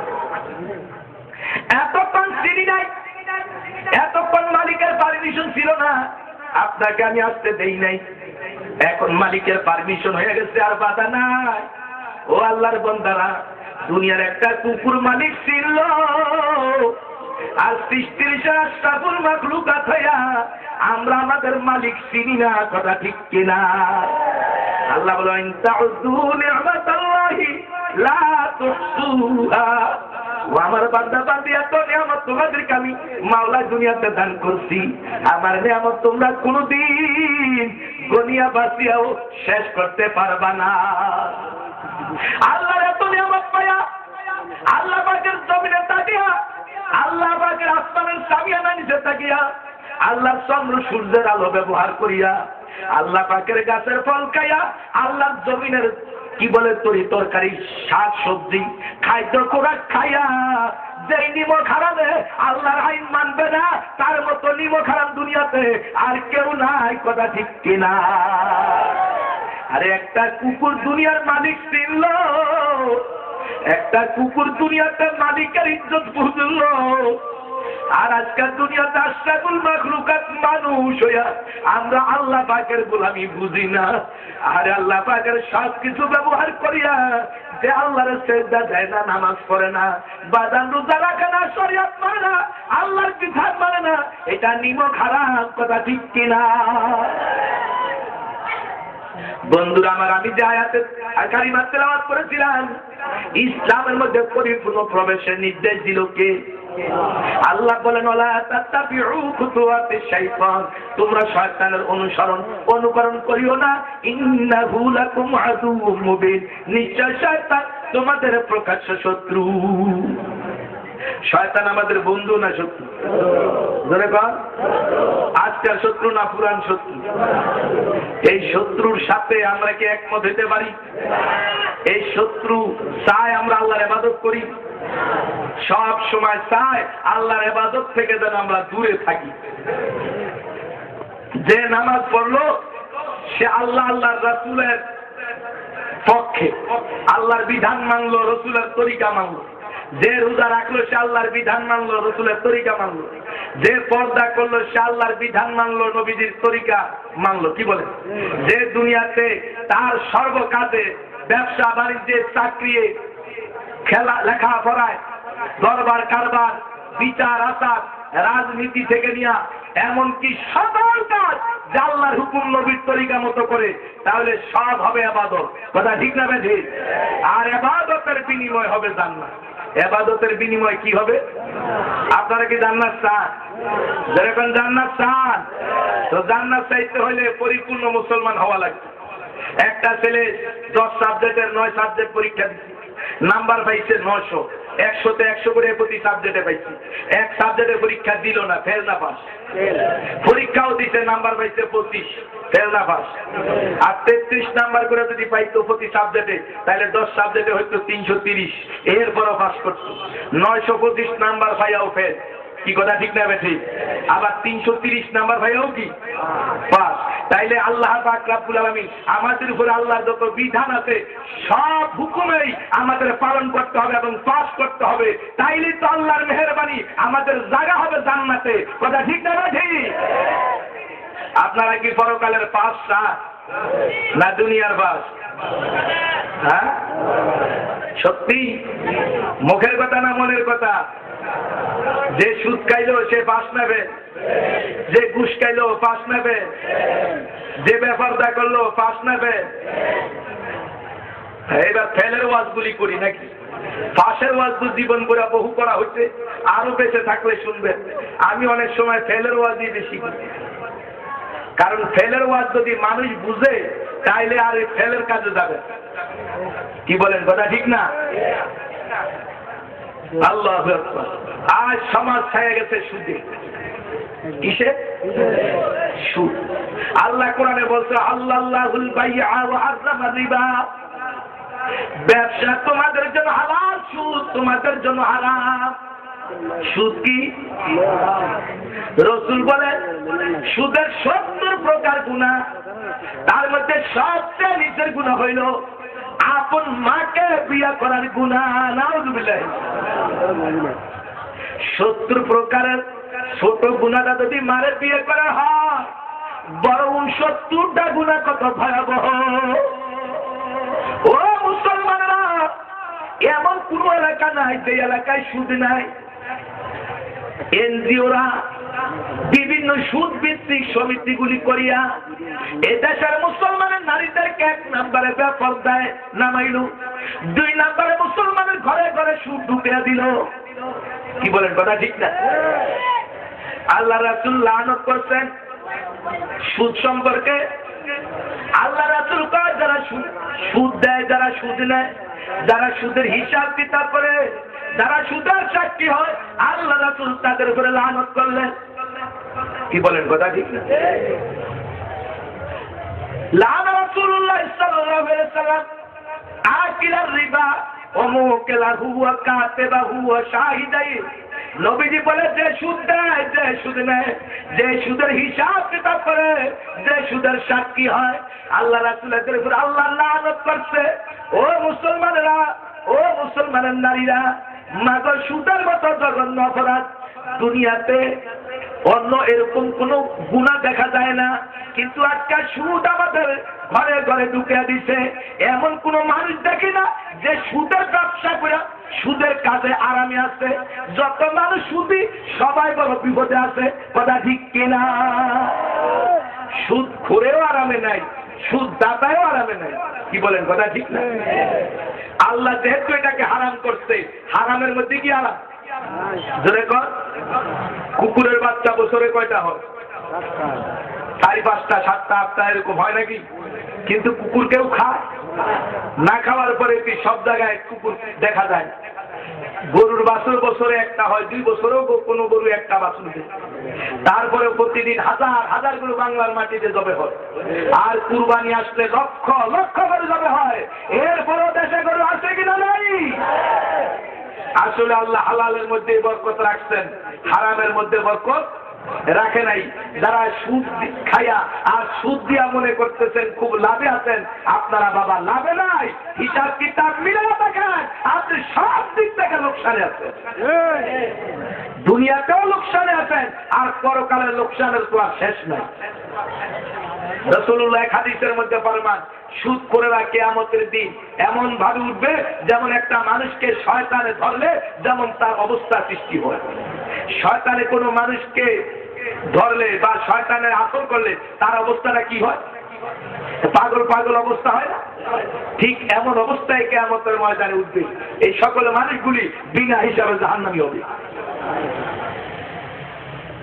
ও আল্লাহর বান্দারা, এই জন্য পায় ধরে বলি, যদি পরিপূর্ণ মুসলমান হইতে হয়, শয়তানের ইত্তেবা করা যাবে না, শয়তানের অনুসরণ করা যাবে না। যে সুদ খাইল, সুদ দিল, সে শয়তানের ইত্তেবা করলো, শয়তানের অনুসরণ করলো। যে শয়তানের অনুকরণ করলো, শয়তানের জায়গা যেখানে, শয়তানের অনুসারীদের জায়গাও সেইখানে। কথা ঠিক কিনা? বাজার আজকে সুদের কারণে কত সংসারে আগুন। স্ত্রীর নামে টাকা উঠাইছে, এখন কিস্তির টাকা যত টাকা দেয় স্ত্রীর কাছে। কথা ঠিক না? এখন স্ত্রী তো স্বামীকে সপ্তাহে এই কিস্তি দেওয়ার জন্য খুব জোর তাকিদ দেয়, টাকা দিতে হবে। অনেক সময় স্বামী টাকার জোগাড় না করতে পারলে দেখা যায় স্ত্রী যদি চাপ দেয়, স্ত্রী গালিগুলাজ করে। এই সব করতে করতে এক পর্যায়ে এমনটা হয়ে যায় যে হয় স্বামী আউট হয়ে যায়, অথবা স্ত্রীকে তালাক দিয়ে দেয়। এই সব ঘটনা ঘটে কিনা? কি বলেন, এই সব ঘটনা ঘটে? তাইলে হারামের মধ্যে কি আরাম না বেরাম? যেরকম আরাম না বেরাম? আমার বন্ধুরা জন্য হাতে পায়ে ধরে বলি, এরপরও কিন্তু কত মানুষ বাধা। স্বামী স্ত্রীর ঝগড়ার পরে তালাক হয়ে যাওয়ার পর আবার পুনরায় সংসার করে স্ত্রীকে নিয়ে। কথা ঠিক কিনা? ও মুসলমানরা, তালাক দেওয়া, স্ত্রীকে নিয়ে ঘর করা সমস্ত জেনার গুনাহ। এই অবস্থায় যত সন্তান হবে সব দারজ সন্তান হবে, কথা ঠিক কিনা? ও আল্লাহর বান্দারা, আজকে মুসলমানের ভিতরে এই রূপ বড় ভয়াবহ আকার ধারণ করেছে। মুসলমানের ঘরে ঘরে সুদ, মুসলমানের ঘরে ঘরে বাজান এরকম অবৈধ কাজ। আজকে মুসলমানের বাজান কোন কথা বলে স্ত্রীর তালাক হয়ে যায় এই মাসালা পর্যন্ত জানে না, কিন্তু বাজান বড় বড় ফতুয়া দেয়, কথা ঠিক কিনা? কোন পুরুষ যদি গান শুনে, নাচ ড্যান্স শুনে যদি হাতে তালি দেয় আর কয় মজা হচ্ছে, মজা হচ্ছে, ভালো হচ্ছে, সুন্দর লাগে, মজা লাগে, এই কথা বলার সাথে সাথে তার ঈমান চলে যায়। যদি সে পুনরায় তওবা না করে, কলেমা না করে, তাহলে এই বেঈমান অবস্থায় যদি তার স্ত্রীর সঙ্গে সংসারী করে বাজান 3 মাস 10 দিন পার হয়ে যাওয়ার পর, বন্ধুরে, এই স্ত্রীর সঙ্গে স্বামীর ঘর করা বৈধ থাকে না, বৈধতা থাকে না। এরকম আমাদের দেশে হয়নি না হয় না? আর যখন হয়নি না হয় না? যুবকের একটা নাচ গান দেখলে, ব্লু ফিল্ম দেখলে, ড্যান্স দেখলে কয় মজা হচ্ছে, ভালো হচ্ছে, বাজান বলার সাথে সাথে তোমার ঈমান চলে যাবে। তুমি যদি পুনরায় কলেমা না করো, তওবা না করো, সময় মতো যদি না করো বাবা, তাহলে তোমার স্ত্রীর সঙ্গে তোমার বিবাহের বিচ্ছেদ হয়ে যাবে, তোমার বিবাহের বন্ধন ঠিক থাকবে না। এই জন্য আমি পায়ে করে বলতে চাই, ও যুবকেরা, বাবা আজকাল মাহফিলে যারা আসছো, পরিপূর্ণ ইসলামে যদি প্রবেশ করতে চাও, শয়তানের অনুসরণ করা যাবে না, শয়তানের পছন্দের কাজ করা যাবে না, নাচ গান সেগুলো দেখা যাবে না, বাজানের ব্লু ফিল্ম দেখা যাবে না। যারা দুনিয়াতে অন্যায় হবে, দুনিয়াতে চক্ষুকে ব্যবহার করবে, আল্লাহ পাক কোরআনে কারিমে ফরমান, ওয়ামান আরাদা আন যিকরি ফাইন্না লাহু মাঈশাতান দানকাও ওয়া নাহশুরুহু ইয়াওমাল কিয়ামাতি আ'মা ওয়ালা রাব্বি লিমা হাশারতানি আ'মা وقال كذلك أتتك آياتنا فنسيتها وكذلك اليوم تنسى। আপনারা একটু সামনে আগে বসেন, পিছনে জায়গা হইতেছে না তো, একটু সামনে আগান, জিকির করেন আর সামনে আসেন। লা ইলাহা ইল্লাল্লাহ, আসেন সামনে আসেন। লা ইলাহা ইল্লাল্লাহ, লা ইলাহা ইল্লাল্লাহ, লা ইলাহা ইল্লাল্লাহ, লা ইলাহা ইল্লাল্লাহ, লা ইলাহা ইল্লাল্লাহ। সামনে আসেন। লা ইলাহা ইল্লাল্লাহ, লা ইলাহা ইল্লাল্লাহ, লা ইলাহা ইল্লাল্লাহ, লা ইলাহা ইল্লাল্লাহ, লা ইলাহা ইল্লাল্লাহ, লা ইলাহা ইল্লাল্লাহ, লা ইলাহা ইল্লাল্লাহ, লা ইলাহা ইল্লাল্লাহ, লা ইলাহা ইল্লাল্লাহ, লা ইলাহা ইল্লাল্লাহ, লা ইলাহা ইল্লাল্লাহ মুহাম্মাদুর রাসূলুল্লাহ সাল্লাল্লাহু আলাইহি ওয়াসাল্লাম। ও আল্লাহর বান্দারা, বাজারে চক্ষু যারা দুনিয়াতে আকাদে কুকাদে ব্যবহার করেছে, কিয়ামতের দিন অন্ধ অবস্থায় উঠবে। অন্ধ অবস্থায় যখন উঠবে, তখন তারা বলবে, আল্লাহ, দুনিয়াতে তো আমি অন্ধ ছিলাম না, এই চক্ষু দিয়া তো আমি ভালো মন্দ কাজে আল্লাহ গেছি গো প্রভু গো। দুনিয়ার কত জায়গা আমি চক্ষু দিয়া গেছি, কত কিছু দেখছি, আজকে কেন অন্ধ? দুনিয়াতে আলেমের মুখে শুনছিলাম, দুনিয়াতে মানুষ যেই শুরুতে মারা যাবে কিয়ামতের দিন সেই অবস্থায় উঠবে। আমি তো অন্ধ অবস্থায় মারা যাই নাই, আমি তো চক্ষু অবস্থায় মারা গেছি। তখন আল্লাহ রাব্বুল আলামিন ডাকতে বলবেন, ও নাফরমান, তুমি দুনিয়াতে আমার দেওয়া চক্ষু দিয়ে আমার বিধানের উল্টা করছো, আমার আইন মানো নাই, আমার দেওয়া চক্ষু দিয়া ব্লু ফিল্ম দেখছো, আমার দেওয়া চক্ষু দিয়া নাচ গান দেখছো, আমার দেওয়া চক্ষু দিয়া তুমি জুয়ার তাসের আড্ডায় গেছো, জেনার আড্ডায় গেছো, মদের আড্ডায় গেছো, নেশার আড্ডায় গেছো। ও বান্দা, আমার দেয়া চক্ষু তুমি উল্টা কাজে ব্যবহার করছো, অথচ দুনিয়াতে আমার বহু কুদরতের নিদর্শন তুমি দেখছো। আমার এত কুদরতের নিদর্শন দেখানোর পরে ও নাফরমান, তুমি আমার হুকুমের তোয়াক্কা করো নাই, জায়েজ না জায়েজের চিন্তা করো নাই, হালাল হারামের চিন্তা করো নাই। আমি খোদাকে তুমি দুনিয়াতে যেমন ভাবে ভুলছো, আজকে আমি খোদা তোমার ভুলিয়া গেলাম। আল্লাহ যদি কোনো মানুষকে ভুলিয়া যায়, বাজান ওই মানুষটা কোনোদিন নাজাত আশা করতে পারেনি। ও আল্লাহর বান্দারা, এই জন্য চক্ষু দিয়া ভালো কাজে ব্যবহার করতে হবে, হাতকে ভালো কাজে ব্যবহার করতে হবে। যারা দুনিয়াতে আল্লাহ তো হাত, আল্লাহ তো পাও উল্টা কাজে ব্যবহার করছে, আল্লাহ পাক রব্বুল আলামিন সূরা রহমানের মধ্যে সূরা ইয়াসিনে ফরমান, আল ইয়াওমা নাকতিমু আলা আফওয়াহিহিম ওয়া তুকাল্লিমুনা আইদিহিম ওয়া তাশহাদু আরজুলুহুম বিমা কানু ইয়াকসিবুন। কিয়ামতের দিন জবানটা বন্ধ হয়ে যাবে, হাতের জবান খুলে যাবে। হাত বলে মাবুদ গো, তোমার তো হাত দিয়া না মানে রিমোট টিপা টিপা যখন ল্যাংটা না জান চাইছে, মাবুদ গো তোমার তো হাত দিয়া বাটাম, মোবাইলের বাটাম টিপিয়া যত অশ্লীল ছবি আইনা চাইছে, টাচ মোবাইল আইনা মাবুদ গো যত অশ্লীল ছবি চাইছে, হাত দিয়া না এর বলে এইসব কাজগুলি হাত দিয়া করে না। আল্লাহর হাত বলে মাবুদ গো তোমার তো হাত দিয়া না করে মানে তাস খেলাইছে, জুয়া খেলাইছে। মাবুদ গো তোমার তো হাত দিয়া না করে মানে মদ খাইছে, গাঁজা খাইছে, হিরোইন খাইছে, আবির খাইছে, নেশার ট্যাবলেট মাতলামি করছে। তোমার তো হাত দিয়া মানুষ খুন করছে, তোমার তো হাত দিয়া নাফরমানে আরেকজনের জায়গা দখল করছে, তোমার তো হাত দিয়া মাবুদ গো নাফরমানে দুনিয়াতে ঘুষ সুদের টাকা লেনদেন করছে। মাবুদ গো তোমার তো হাত দিয়া নাফরমানে মানুষ খুন করছে, গাড়িতে আগুন লাগাইছে, গুলি করে মানুষ মারছে। মাবুদ গো দা দিয়া কোবায় লাঠি দিয়া পিটায় মানুষ মারছে। মাবুদ গো তোমার তো হাত দিয়া নাফরমানে ওজনে মানুষের কম দিছে। মাবুদ গো তোমার তো হাত দিয়া নাফরমানে দুধের মধ্যে পানি মিশায় ভেজাল করে বাজারে বিক্রি করছে। মাবুদ গো নাফরমানে 1 নম্বর 3 নম্বর মালকে 1 নম্বর সাথে মিশায়া 1 নম্বর বলিয়া বিক্রি করছে। মাবুদ গো তোমার তো হাত দিয়া নাফরমানে ফরমালিনে হাত লাগাইছে। এই হাত দিয়া কত জীবনে চুরি ডাকাতি খুন খারাপি করা হয়েছে, জীবনের সমস্ত অপরাধের কথা হাত আল্লাহ দরবারে সাক্ষী দিয়া দিবে। পায় বলে মাবুদ গো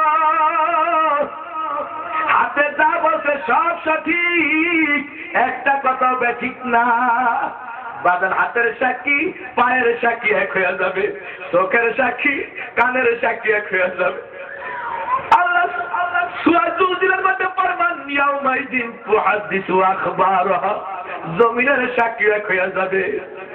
কোথায় তাস খেলাইছো, কোথায় জুয়া খেলাইছো, মদ খাইছো, গাঁজা খাইছো, কোথায় হিরণ খাইছো, কোথায় খুন করছো, বাবা কোথায় কোন নাফরমানি করছো, জমিন আল্লাহর দরবারে সাক্ষী দিয়ে দিবে। আল্লাহ তোমার এই জমিনের মধ্যে নাফরমানি, এই অন্যায় সেই অন্যায়, যত অন্যায় জীবনে হয়েছে সমস্ত অন্যায়ের সাক্ষী দিয়ে দিবে। বাবা কিরামান কাতিবিনের সাক্ষী এক হয়ে যাবে। কিরামান কাতিবিনের সাক্ষী, হাত পা চক্ষু কর্মের সাক্ষী। ও আল্লাহর বান্দারা, এমনকি সেই পাপ করেছে পাপে নিজেও সাক্ষী দিবে, চুরি করলে চুরিয়ে সাক্ষী দিবে, জানা করলে জানায় সাক্ষী দিবে, দুনিয়ার সমস্ত পাপ যা করা হয়েছে সব পাপে সাক্ষী দিয়ে দিবে। বাজান এমন ব্যক্তি সারার কোন রাস্তা আসেনি। কেউ যদি কাউকে খুন করে, তার ছেলে মেয়েরা যদি সাক্ষী দেয় আমার বাবা মুখে খুন করছে, তার মা বাবা যদি সাক্ষী দেয় আমার ছেলে অমুকে খুন করছে, তার স্ত্রী যদি সাক্ষী দেয় আমার স্বামী অমুককে খুন করছে, বাজান তার আপনারা যদি সাক্ষী দেয়, এমন আসামির জামিন আসেনি, এমন আসামির যেমন জামিন নাই। আপনারা আমার হাত পা চক্ষু কর্ম কিয়ামতের দিন আপনারা আমার বিরুদ্ধে যখন আল্লাহর কাছে সবাই সাক্ষী দিয়া দিবে, জমিন সাক্ষী দিয়া দিবে, কিরামান কাতিবিন দুজন সমান করাইতে সাক্ষী দিয়া দিবে, যেই পাপ করাইতে পাবে সাক্ষী দিয়া দিবে, তখন সারার কোন রাস্তা থাকবে না। ও আল্লাহর বান্দারা, এই জন্য দুনিয়াতে হায়াতের জিন্দেগিতে তওবা করা দরকার। তওবার মতো তওবা যদি করতে পারি তাহলে আমার আল্লাহ গুনাহগুলি মাফ করে দিতে পারেন। ও আল্লাহর বান্দারা, আল্লাহর কাছে তওবার বড় মূল্য। আল্লাহ পাক কোরআনে কারিমে ফরমান, লা তাকুনাতু মির রাহমাতিল্লাহ ইন্নাল্লাহা ইয়াগফিরুয যুনুবা জামিআ। আমার আল্লাহ আমাদের গুনাহ সমূহ ক্ষমা করে দিবে যদি আমরা আল্লাহ পাকের কাছে তওবা করি, আল্লাহর রহমত থেকে নৈরাশ না হওয়ার জন্য। আল্লাহ রাব্বুল আলামিন জানাইলেন বাজান হায়াতের জিন্দেগির বড় দাম। আজকে হায়াতের জিন্দেগি পাইয়া দুনিয়ার প্রেম আমাদের ভিতরে এখন ঢুকা ঢুকছে বাজার। এই জন্য অন্যায় কাজ করতে আমরা পরোয়া করি না। আল্লাহ রাসূল বলে হুব্বুদ দুনিয়া রাসূ কুল্লি খাতিয়া, দুনিয়ার মহব্বত হলো সকল গুনার মূল। দুনিয়ার মহব্বত সকল গুনার দুনিয়ার মহব্বত হইল সকল গুনার কি অসুবিধা লাগবে? আছে সুবিধা লাগে? মাশাআল্লাহ। যারা বসছেন নাই তারা মনে হয় অসুবিধা বোধ করতে আছে। কি জায়গা নাই দিকে? আপনারা কি বলে এটা কি পূর্ব দিক না? হ্যাঁ, পূর্ব দিকের ওই কোনায় অনেক জায়গা আছে। যারা দাঁড়িয়ে আসছেন এই আপনার ওইদিকে যান। হ্যাঁ, দক্ষিণ দিকে যান। মেহরবানি করে জায়গা আছে তো? এদিকে খালি জায়গা আছে, যারা ওইদিকে রাস্তায় আছেন তারা ওইদিকে যান।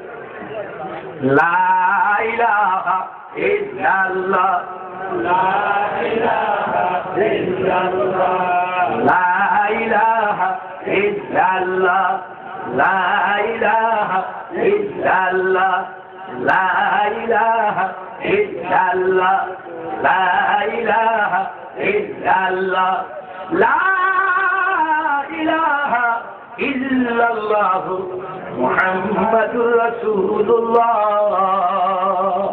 সাল্লাল্লাহু আলাইহি ওয়াসাল্লাম। আমার বন্ধুরা একটু ভালো করে খেয়াল করে শুনেন বাবা, লম্বা আলোচনার আর সময় নাই, অল্প কয়েক মিনিটের মধ্যে আমার কথা শেষ হয়ে যাবে। একটু খেয়াল করে শোনার আবেদন করছি। আল্লাহ বললেন পরিপূর্ণ মুসলমান হওয়ার জন্য। দ্বিতীয় কথাটা বললেন শয়তানের অনুসরণ না করার জন্য। শয়তান আমাদের প্রকাশ্য শত্রু। আল্লাহ আমাদেরকে বড় মায়া করেন, মহব্বত করেন। এই জন্য শত্রুর ব্যাপারে আমাদেরকে সতর্ক করে দিলেন। কথা ঠিক কিনা? ও আল্লাহর বান্দারা, প্রত্যেকটা মানুষ নিজের সন্তানকে ভালোবাসার কারণে সন্তানকে সবসময় সাবধান করে দেয়, সতর্ক করে দেয়। বাবা এইভাবে চইল, এইভাবে কইল, এইভাবে বইল, বাবা এইভাবে চইল না, অমুক রাস্তায় যাও না, অমুক দিকে যাও না, অমুকটা করো না। এইভাবে মা বাবা সাবধান করে কি করে না? অন্যের সন্তানকে সাবধানতা করে না, অন্যের সন্তানকে এত সতর্ক করে না, নিজের সন্তানের প্রতি এত সতর্ক করে মায়া থাকার কারণে। আমার মাওলার মায়া কি আমাদের প্রতি? আমাদের মা বাবার যত মায়া তার চেয়ে বেশি না কম, অসম্ভব বেশি। ও মুসলমানেরা, আজকাল দুনিয়াতে যদি সন্তান অপরাধ করে, বারবার অপরাধ করলে মা বাবা তার প্রতি নারাজ হয়ে যায়, মৃত্যু কামনা করে, আল্লাহ এই সন্তানকে তুমি দুনিয়া থেকে লইয়া যাও। এর দ্বারা যন্ত্রণা সহ্য হয় না। কত মা বাবা বরদাস্ত করতে না পারে সন্তানের জেলখানার ভিতরে পর্যন্ত ঢুকায় রাখে। কথা ঠিক না বেশি? কত সন্তানকে মা বাবা ত্যায্য পুত্র পর্যন্ত করে দেয়। ও আল্লাহর বান্দারা, আল্লাহর এত নাফরমানি দুনিয়াতে করলাম, এত নামাজ পড়লাম না, রোজা রাখলাম না, পর্দা করলাম না, বাজারের দুনিয়াতে সুদ ঘুষ, হারামি, বদমাশি, জেনা, ব্যভিচার, চুরি, ডাকাতি, খুন খারাপি, এত জঘন্য অপরাধ করার পরেও, আল্লাহ পাকের এত হুকুম অমান্য করার পরেও আমার আল্লাহ রিজিক বন্ধ করে না, খানা বন্ধ করে না, জমিন থেকে আউট করে দেয় না। আজ দুনিয়ার সন্তানেরা বেশি অত্যাচার করলে মা বাবা তার খানা বন্ধ করে দেয়। কথা ঠিক কি না? আবার আল্লাহ কোনো নিয়ামত থেকে আমাকে বঞ্চিত করলো না। আবার আল্লাহর কত দয়া আমাদের প্রতি, আমার আল্লাহর কত দয়া আমাদের প্রতি, কিন্তু আমরা তো কোনদিন চিন্তা করি না। বাজান আল্লাহ আমাদের দিকে এত মায়া রাখিয়া আল্লাহ বলতেছেন, বান্দা এরপরও যদি তুমি তওবা করো আমি তোমার অতীত জীবনের গুনাহ মাফ করে দিব। আল্লাহ। ও মুসলমানেরা, আল্লাহ পাকের কাছে বান্দার জন্য রহমতের দরজা খোলা। এমন একটা সময় এসে যাবে যে সময় বান্দা আর তওবা করার সময় পাবে না, তওবা করার সুযোগও থাকবে না। কথা ঠিক কিনা? ও আল্লাহর বান্দারা, এই জন্য দুনিয়ার হায়াতের জিন্দেগিকে গনিমত মনে করে তওবা মানে কি? এতদিন যে গুনাহ করছি এই গুনাহের ব্যাপারে লজ্জিত হওয়া, শর্মিন্দা হওয়া, এই গুনাহটা না করার ব্যাপারে আল্লাহর সাথে ওয়াদাবদ্ধ হওয়া, এই গুনাহ থেকে আল্লাহর কাছে ক্ষমা প্রার্থনা করা, এর নাম হইল তওবা। মুখ দিয়ে ইস্তেগফার, আস্তাগফিরুল্লাহ আল্লাযী লা ইলাহা ইল্লা হুয়াল হাইয়ুল কাইয়্যুম, এটা বলার নাম তওবা না, এটা তওবার শব্দ। কিন্তু মূল তওবা হলো যে গুনাহ করছি এই গুনাহের ব্যাপারে আল্লাহর কাছে অনুতপ্ত হওয়া, লজ্জিত হওয়া, শর্মিন্দা হওয়া, এই গুনার ব্যাপারে আল্লাহর কাছে ক্ষমা প্রার্থনা করা, পুনরায় এই গুনাহ না করার ব্যাপারে আল্লাহর সাথে ওয়াদাবদ্ধ হওয়া, এর নাম হলো তওবা। কথা বলে ঠিক না? ঠিক। ও মুসলমানেরা, ও যুবকেরা, আল্লাহর কত দয়া। হযরতে ইব্রাহিম আলাইহিস সালাম খানা কাবা তৈরি করার পরে আল্লাহ পাকের কাছে লম্বা দোয়া করলেন। দোয়ার একাংশে তিনি বললেন, ওয়ারযুক আহলাহু মিনাস সামারাতি মান আমানা বিল্লাহি ওয়াল ইয়াউমিল আখির। হে আল্লাহ, যারা আখিরাতের প্রতি, আপনার প্রতি বিশ্বাসী, ঈমান আনয়ন করেছে, আল্লাহ আপনি তাদেরকে ফল মূল দিয়ে রিজিক দিয়ে। আল্লাহ জবাব দিলেন, মান কাফারা ফাউমাত্তিউহু কালিলান সুম্মা দুররুহু ইলা আযাবিন্নার। আল্লাহ রাব্বুল আলামিন বললেন, ও আমার ইব্রাহিম, আমি কোন কাফের মুশরিককে, কোন মানুষকে, কোন বেঈমানকে, বেআমলীকে দুনিয়াতে খানা পিনা আমার নিয়ামত থেকে তাদের বঞ্চিত করব না, কিন্তু আমি এদেরকে খাওয়াইয়া, এদেরকে আমার নিয়ামত দিয়া লালন পালন করিয়া, কিন্তু এরা যদি এই অবস্থায় তওবা না করিয়া মৃত্যুবরণ করে আর কবরে যায়, আমার জাহান্নামের আগুনে ফেলিয়া দিব, আমার জাহান্নামের আগুনে ফেলিয়া দিব। বাজারে বলতে পারেন, হুজুর এত দরদি আল্লাহ কেমন করে জাহান্নামে মানুষের ফেলিয়া দিবে? তখন কি আল্লাহর মায়া লাগবে না? তখন কি আল্লাহর দয়া লাগবে না? ও আল্লাহর বান্দারা, আমরা কি ধান চাষ করি, ধানের মধ্যে কি চিটা হয় কিনা বলেন? এই যে চিটাগুলি, যত গৃহস্থ ব্যক্তি ধানগুলি মেশিনে নেওয়ার পরে কুলা দিয়া বা বাতাসে ঝাড়িয়া চিটাগুলি যখন দূরে সরিয়া যায়, ধানগুলি যখন কাছে থাকিয়া যায়, ধানের থেকে যখন চিটা পৃথক করিয়া ফেলে, ওই গৃহস্থ ব্যক্তি ওই চিটাগুলি চুলার আগুনে জ্বালাইতে কোনো মায়া করে না, দয়া করে না। কথা ঠিক কিনা?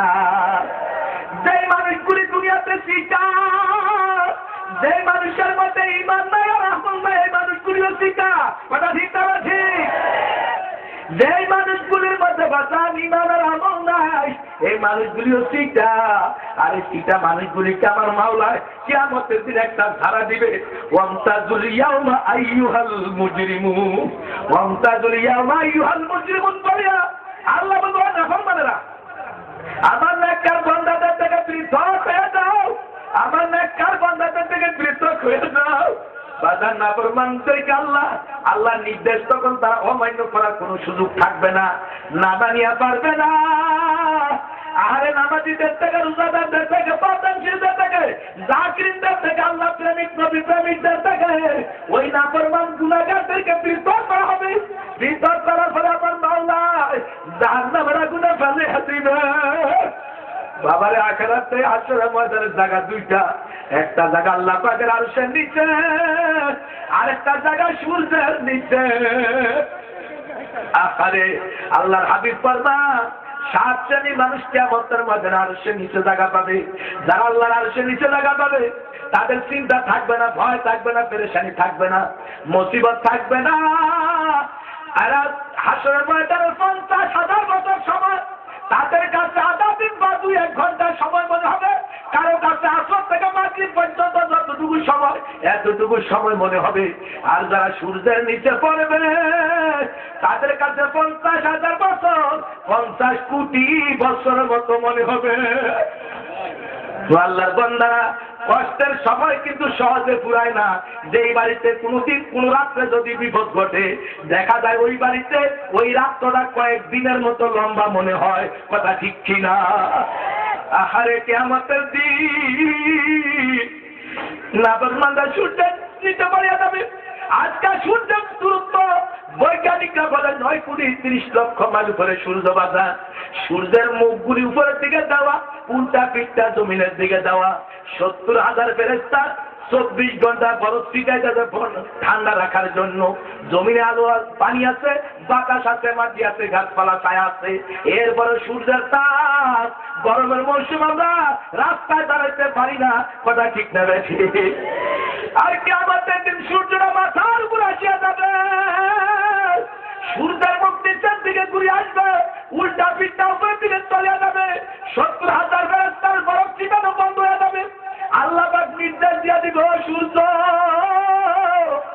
আজকে তোমার জগতা ভাবে সাইরা দাও, সূর্যের তাপে হাসরের ময়দানটা জ্বলিয়া পুড়িয়া তামা হয়ে যাবে। নিজ আগুন উপরে আগুন, নিচের আগুনের কারণে লাফাইতে থাকবে। বাবা একটা লোহা যদি আরে কামারের দোকানে দেন, কামার দোকানের ভিতরে লোহাটা বাজার আগুনের কয়লার মধ্যে ঢুকাইয়া হাওয়া দিতে থাকে, টানতে থাকে, দেখবেন ওই আগুনের কালার কিন্তু লোহাটা কালার বের যায়। আগুনের যেমন জ্বালানোর শক্তি, লোহার মধ্যে একই শক্তি। আল্লাহ বান্দারা সূর্য তাপে হাসরের ময়দানটা আগুন লাফাইতে থাকবে, পাও টিকাতে পারবে না। নাফরমান নারী পুরুষের মাথাগুলি টাস টাস করে ফাটিয়া যাবে, মদ্যগুলি বাতার কানের মতো উতলাইতে থাকবে, কলিজারা পানির বিপাশায় খান খান হয়ে যাবে।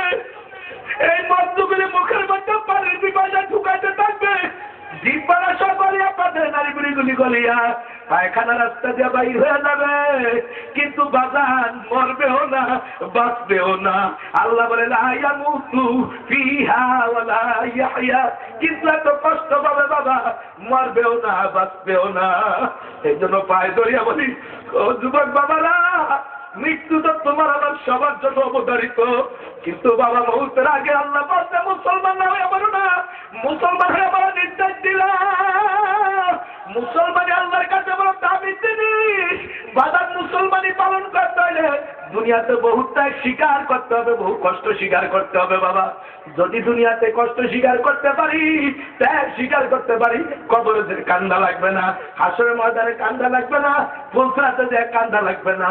বাবারে দুনিয়াতে যদি দুনিয়ার প্রেমে পড়িয়া, দুনিয়ার ভালোবাসায় পড়িয়া, দুনিয়ার আনন্দ উল্লাসে পড়িয়া আখিরাত ভুলা যাও বাবা, দুনিয়ার আমোদ প্রমোদ করে জিন্দেগি কাটাইয়া যাও, বাবারে কবরে দেয় এমন কান্দাই লাগবে, কাঁদতে কাঁদতে চোখের পানি শেষ হয়ে যাবে, রক্ত প্রবাহিত হবে, রক্ত শেষ হয়ে যাবে, গালের গোস্তগুলি পচিয়া পচিয়া পড়িয়া যাবে, চোখের পানি পড়িয়া বাবা সাগর দড়ি হয়ে যাবে, কিন্তু ওই চোখের পানি বিন্দু পরিমাণ কোনো কাজে লাগবে না। আল্লাহ রাসূল বলে কলেন নবী সাল্লাল্লাহু আলাইহি ওয়াসাল্লাম, মাম্বা কামিন খাশিয়াতিল্লাহি হারামাল্লাহু তিলকাল আইনা আলান নাস। আল্লাহ ধরে জাহান্নামে ধরে যে ইমানদার বান্দা বান্দি দুনিয়াতে এক ফুটা চোখের পানি পড়ে কাঁদবে, এই পানির বিনিময়ে আমার আল্লাহ জাহান্নামের আগুন হারাম করিয়া দিবে। কবরে হাসরে মিজানে বলছে তিনি আল্লাহ কান্দাবে না। বাজানের জন্য দুনিয়াতে কান্দে, পরকালে কান্দা লাগবে না। সমস্ত সাহাবায়ে কেরাম দুনিয়াতে আল্লাহর ভয়ে কাঁদছে, নবীদের মুখে একাধিকবার জান্নাতের ঘোষণা পাওয়ার পরেও আল্লাহ নবীর সাহাবীরা মৃত্যুর আগ পর্যন্ত কান্না বন্ধ করে নাই। কথা ঠিক না বেঠে? মৃত্যুর আগ পর্যন্ত কাঁদছে। ও আল্লাহর বান্দা, আল্লাহকে কেমন ভয় করেছেন সাহাবায়ে কেরাম? আল্লাহু আকবার। যেই সাহাবী হযরত আবু বকর সিদ্দিক রাদিয়াল্লাহু তাআলা সম্পর্কে আমার নবী বলেন, আমার আবু বকর বেহেশতে না ঢোকা পর্যন্ত কোন উম্মত জান্নাতে ঢুকতে পারবে না। আল্লাহর হাবিব বলেন, আমার আবু বকরের জন্য সমস্ত জান্নাত উদ্গ্রীব হয়ে যাবে তারা পাওয়ার জন্য। সমস্ত জান্নাত আকাঙ্ক্ষা করবে, আবু বকর আমার ভিতরে আসুক, আমার ভিতরে আসুক। আবু বকর আল্লাহ পাকের এত আল্লাহর মহব্বত, এত প্রেম ভালোবাসা ছিল, নবীর প্রেম আর ভালোবাসা এমন ছিল যার জিন্দগিতে বাদান কোনদিন একটা গুনার দাগ নাই। কথা ঠিক না বেঠি? সে আবু বকর সিদ্দিক রাদিয়াল্লাহু তাআলা কাঁদতে কাঁদতে অস্থির হয়ে যাইত, মাঝে মাঝে এমন পেরেশান হয়ে যাইত, আমার উপায় কি, আমার উপায় কি? হযরত ওমর ফারুক সম্পর্কে আমার নবীজি বলছে, যদি আমার পরে দুনিয়াতে নবী আসতো তাই নবীকে হইতো, তাই ওমর নবী হইতো। আমার পরে নবী হওয়ার দরজা বন্ধ, এই জন্য ওমর নবী হইতে পারবে না। হযরত ওমরের সিদ্ধান্ত সম্পর্কে আল্লাহ কোরআনে কারিমে কয়েকটা জায়গায়, 5 জায়গায় হযরত ওমরের সিদ্ধান্তের সাথে আমার আল্লাহর মত এক ছিল। জোরে কোন সুবহানাল্লাহ। যে ওমরকে দেখলে শয়তান ভাগতো, যে ওমরের ভয়ে শয়তান কাছে দাঁড়াইতে পারতো না, সেই ওমর কাঁদতে কাঁদতে অস্থির হয়ে যেত, পরকালে মাপ পাবে কিনা। আপনাদের কষ্ট লাগছে? আল্লাহ বাবা, যুবকেরা বাবা রে, আমার নবীর জীবনে কোনোদিন একটা মিথ্যা কথা বলেন না। যে নবীর জীবনে একটা সন্দেহমূলক কথা বলে নাই। সে নবীর দাবির উম্মতরা আমার, ও আমার উম্মতরা, দুনিয়াতে তোমরা আমি রাসূলের আদর্শ যদি গ্রহণ করো, আমি নবীর তরিকা গ্রহণ করো, যদি তোমরা দুনিয়ায় থাকিয়া আল্লাহর গোলাম হয়ে আসতে পারো, তাহলে তোমাদের জন্য জান্নাত অবধারিত। জোরে কোন সুবহানাল্লাহ। আমরা কি আল্লাহর জান্নাত চাই? সবাই চান জান্নাত?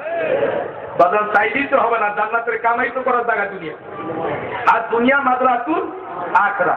দয়াল নবী বলেন দুনিয়া হলো তোমাদের পরকাল কামাই করার জায়গা, দুনিয়া তোমাদের অর্জন আর বর্জনের জায়গা, আখিরাত হলো শুধু ভোগের জায়গা, আখিরাত অর্জনের জায়গাও না, বর্জনের জায়গাও। সেখানে গুনাহ করার জায়গা না, আবার নেক করার কি জায়গা, আর নেক করলেও নেকি হবে। তাহলে নেক আর বদের জায়গা কোথায়? আমলের জায়গা কোথায়? দুনিয়া। এই জিন্দেগিটার একটা মুহূর্ত সময় বেকার নষ্ট করা, এটা আমাদের জন্য বদনসিব। কথা ঠিক না? আল্লাহ পাক আমাদেরকে কোরআনে কারিমে বহু জায়গায় বহুত নসিহত করেছেন। এক আয়াতের ভিতরে আল্লাহ বলেছেন, ইয়া আইয়ুহাল্লাযীনা আমানুসবিরু ওয়া সাবিরু ওয়া রাবিতু ওয়াত্তাকুল্লাহ। আল্লাহ বলেন, হে ঈমানদাররা, তোমরা ধৈর্য ধারণ করো, ধৈর্য ধারণ করো, ধৈর্য ধারণ করবা ও ধৈর্যে অটল থাকবা, আর তোমাদের ইবাদতগুলি নিয়মিত করো, নামাজ নিয়মিত করো, সমস্ত ইবাদতগুলি কি ধারাবাহিক নিয়মিত করো, আর আল্লাহকে ভয় করো। এখানে ৪টা গুণের কথা বলছেন মুমিনের। কয়টা গুণের কথা বলছেন? ৪টা গুণের প্রথম কথা হলো সবুর করবেন কিসে? ধৈর্য কিসে? ১ নাম্বার হলো সবর আলিত তাআতিল্লাহ, ইবাদতে ধৈর্য ধারণ করবেন, নামাজে ধৈর্য ধারণ করবেন। তার মানে নামাজকে সুন্দরভাবে ধৈর্যের সাথে আদায় করবেন। আমরা যে নামাজ পড়ি টুকুর টাকুর সেজদা, এই টুকুর টাকুর সেজদা দিলে কাজ হবে না। নামাজকে সঠিকভাবে সুন্দরভাবে আদায় করতে হবে। সমস্ত ইবাদতকে ধৈর্যের সাথে করতে হবে। আর সবর আনিল মাসিয়া, গুনার কাজে ধৈর্য ধারণ করতে হবে।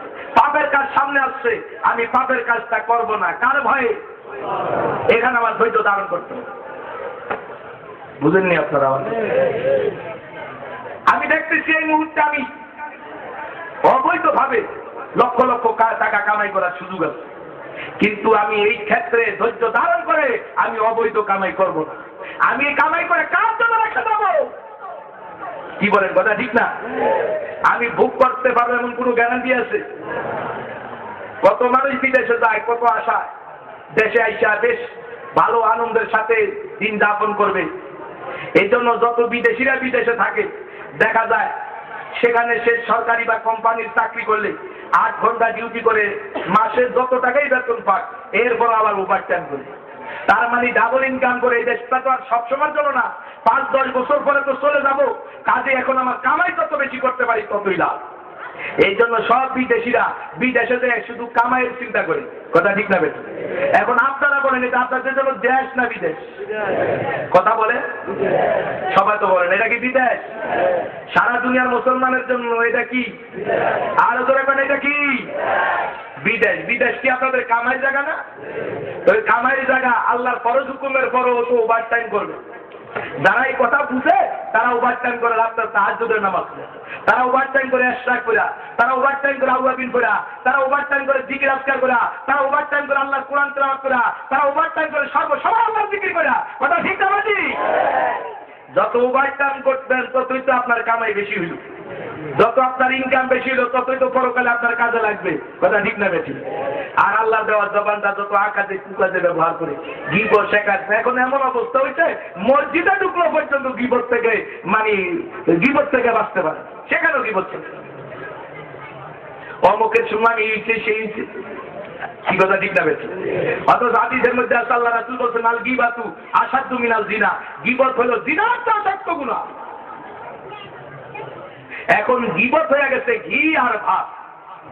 গরম ভাত আর ঘি যেমন মজা পায়, এখন গিবত পরদোষ চর্চা করতে এমনটাই মজা পায়। কথা ঠিক না বেশি? নিজের দোষের খবর নাই, অন্যের দোষ তালাশের বেলায় বড় উস্তাদ। কি ভাই কথা ঠিক না বেশি? পরের দোষ বেশি তালাশ করা উচিত না, নিজের দোষ তালাশ করা উচিত। আর নিজের দোষ একটা থেকে বাঁচতে না বাঁচতে আরেকটা দোষ সামনে হাজির।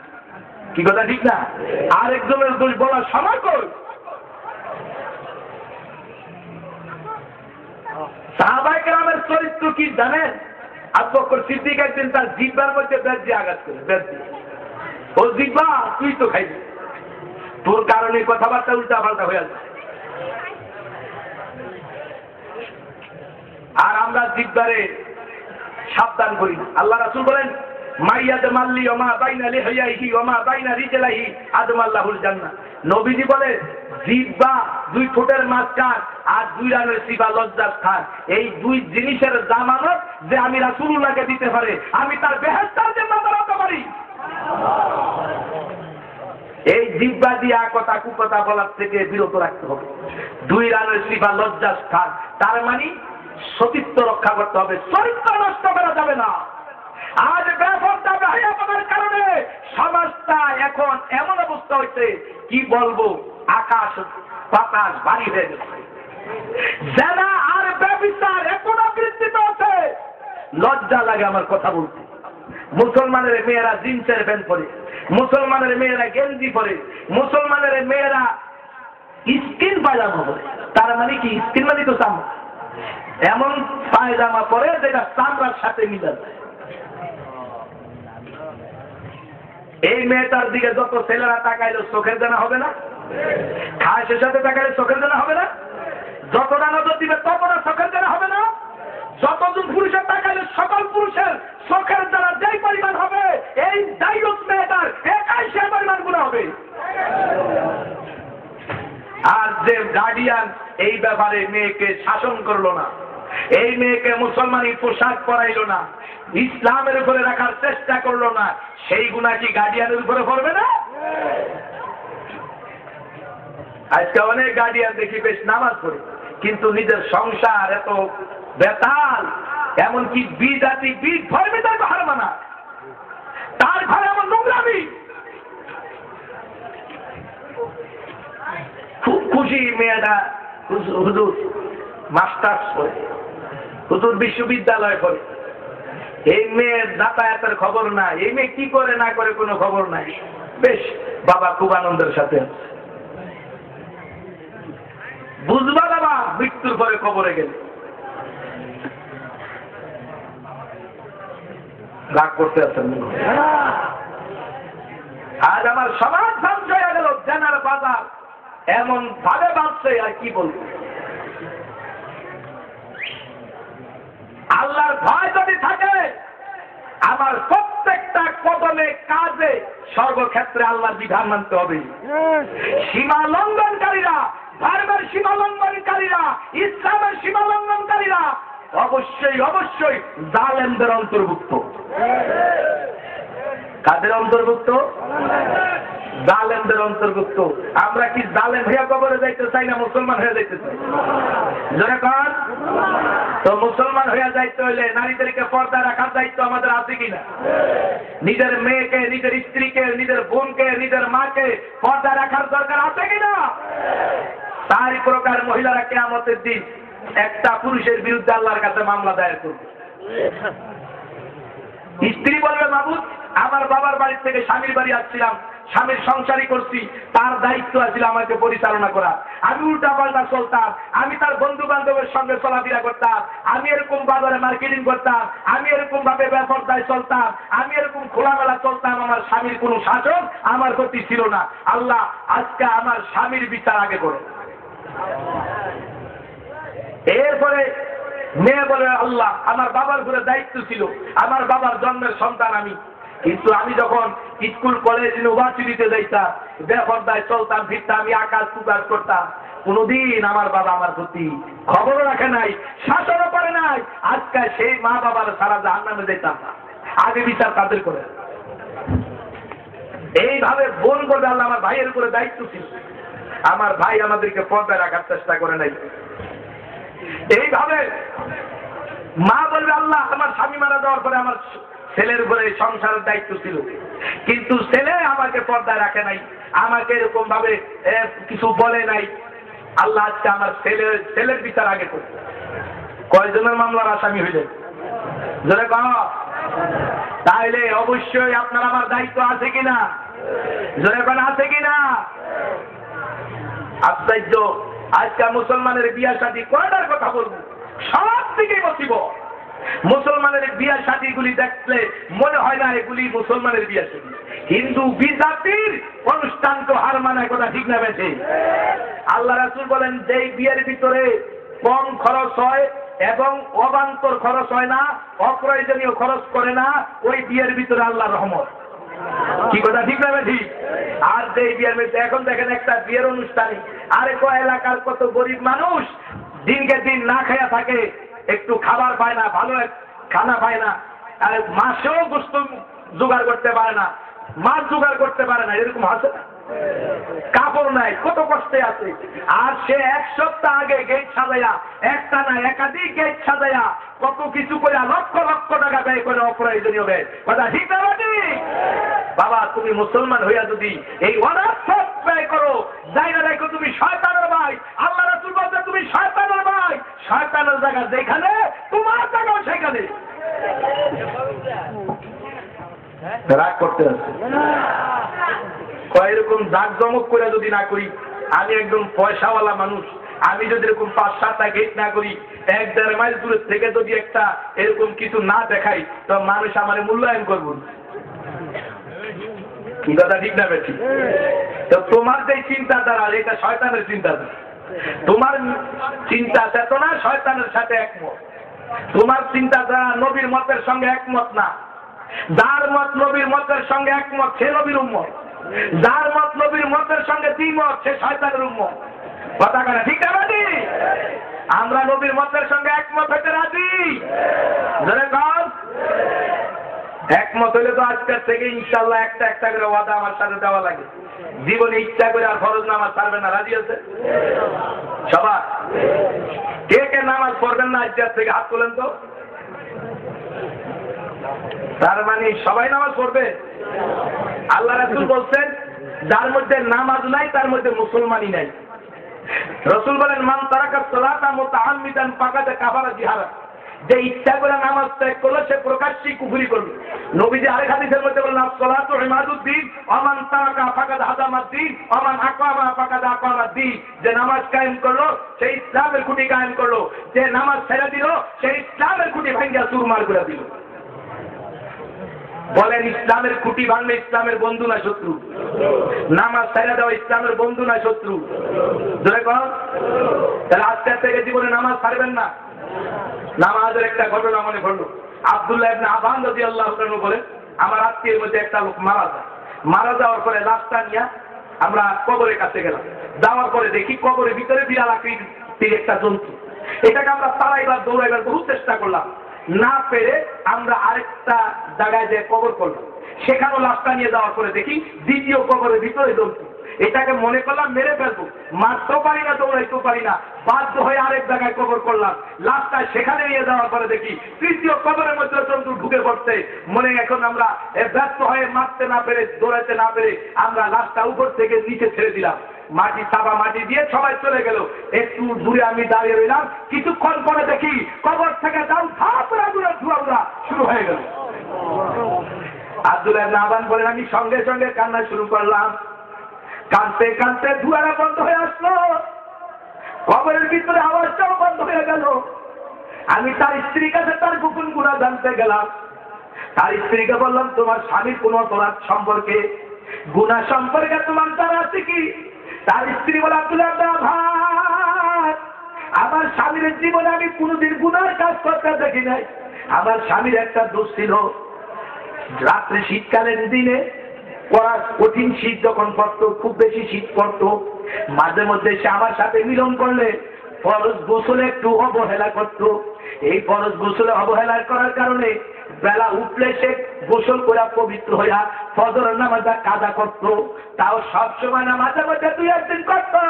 আল্লাহর বান্দারা, আল্লাহ রাব্বুল আলামিন 2-1টা ঘটনা দুনিয়াতে দেখাইয়া তামাম দুনিয়ার মানুষের শিক্ষা দিয়া দেয়, কথা ঠিক না বেশি?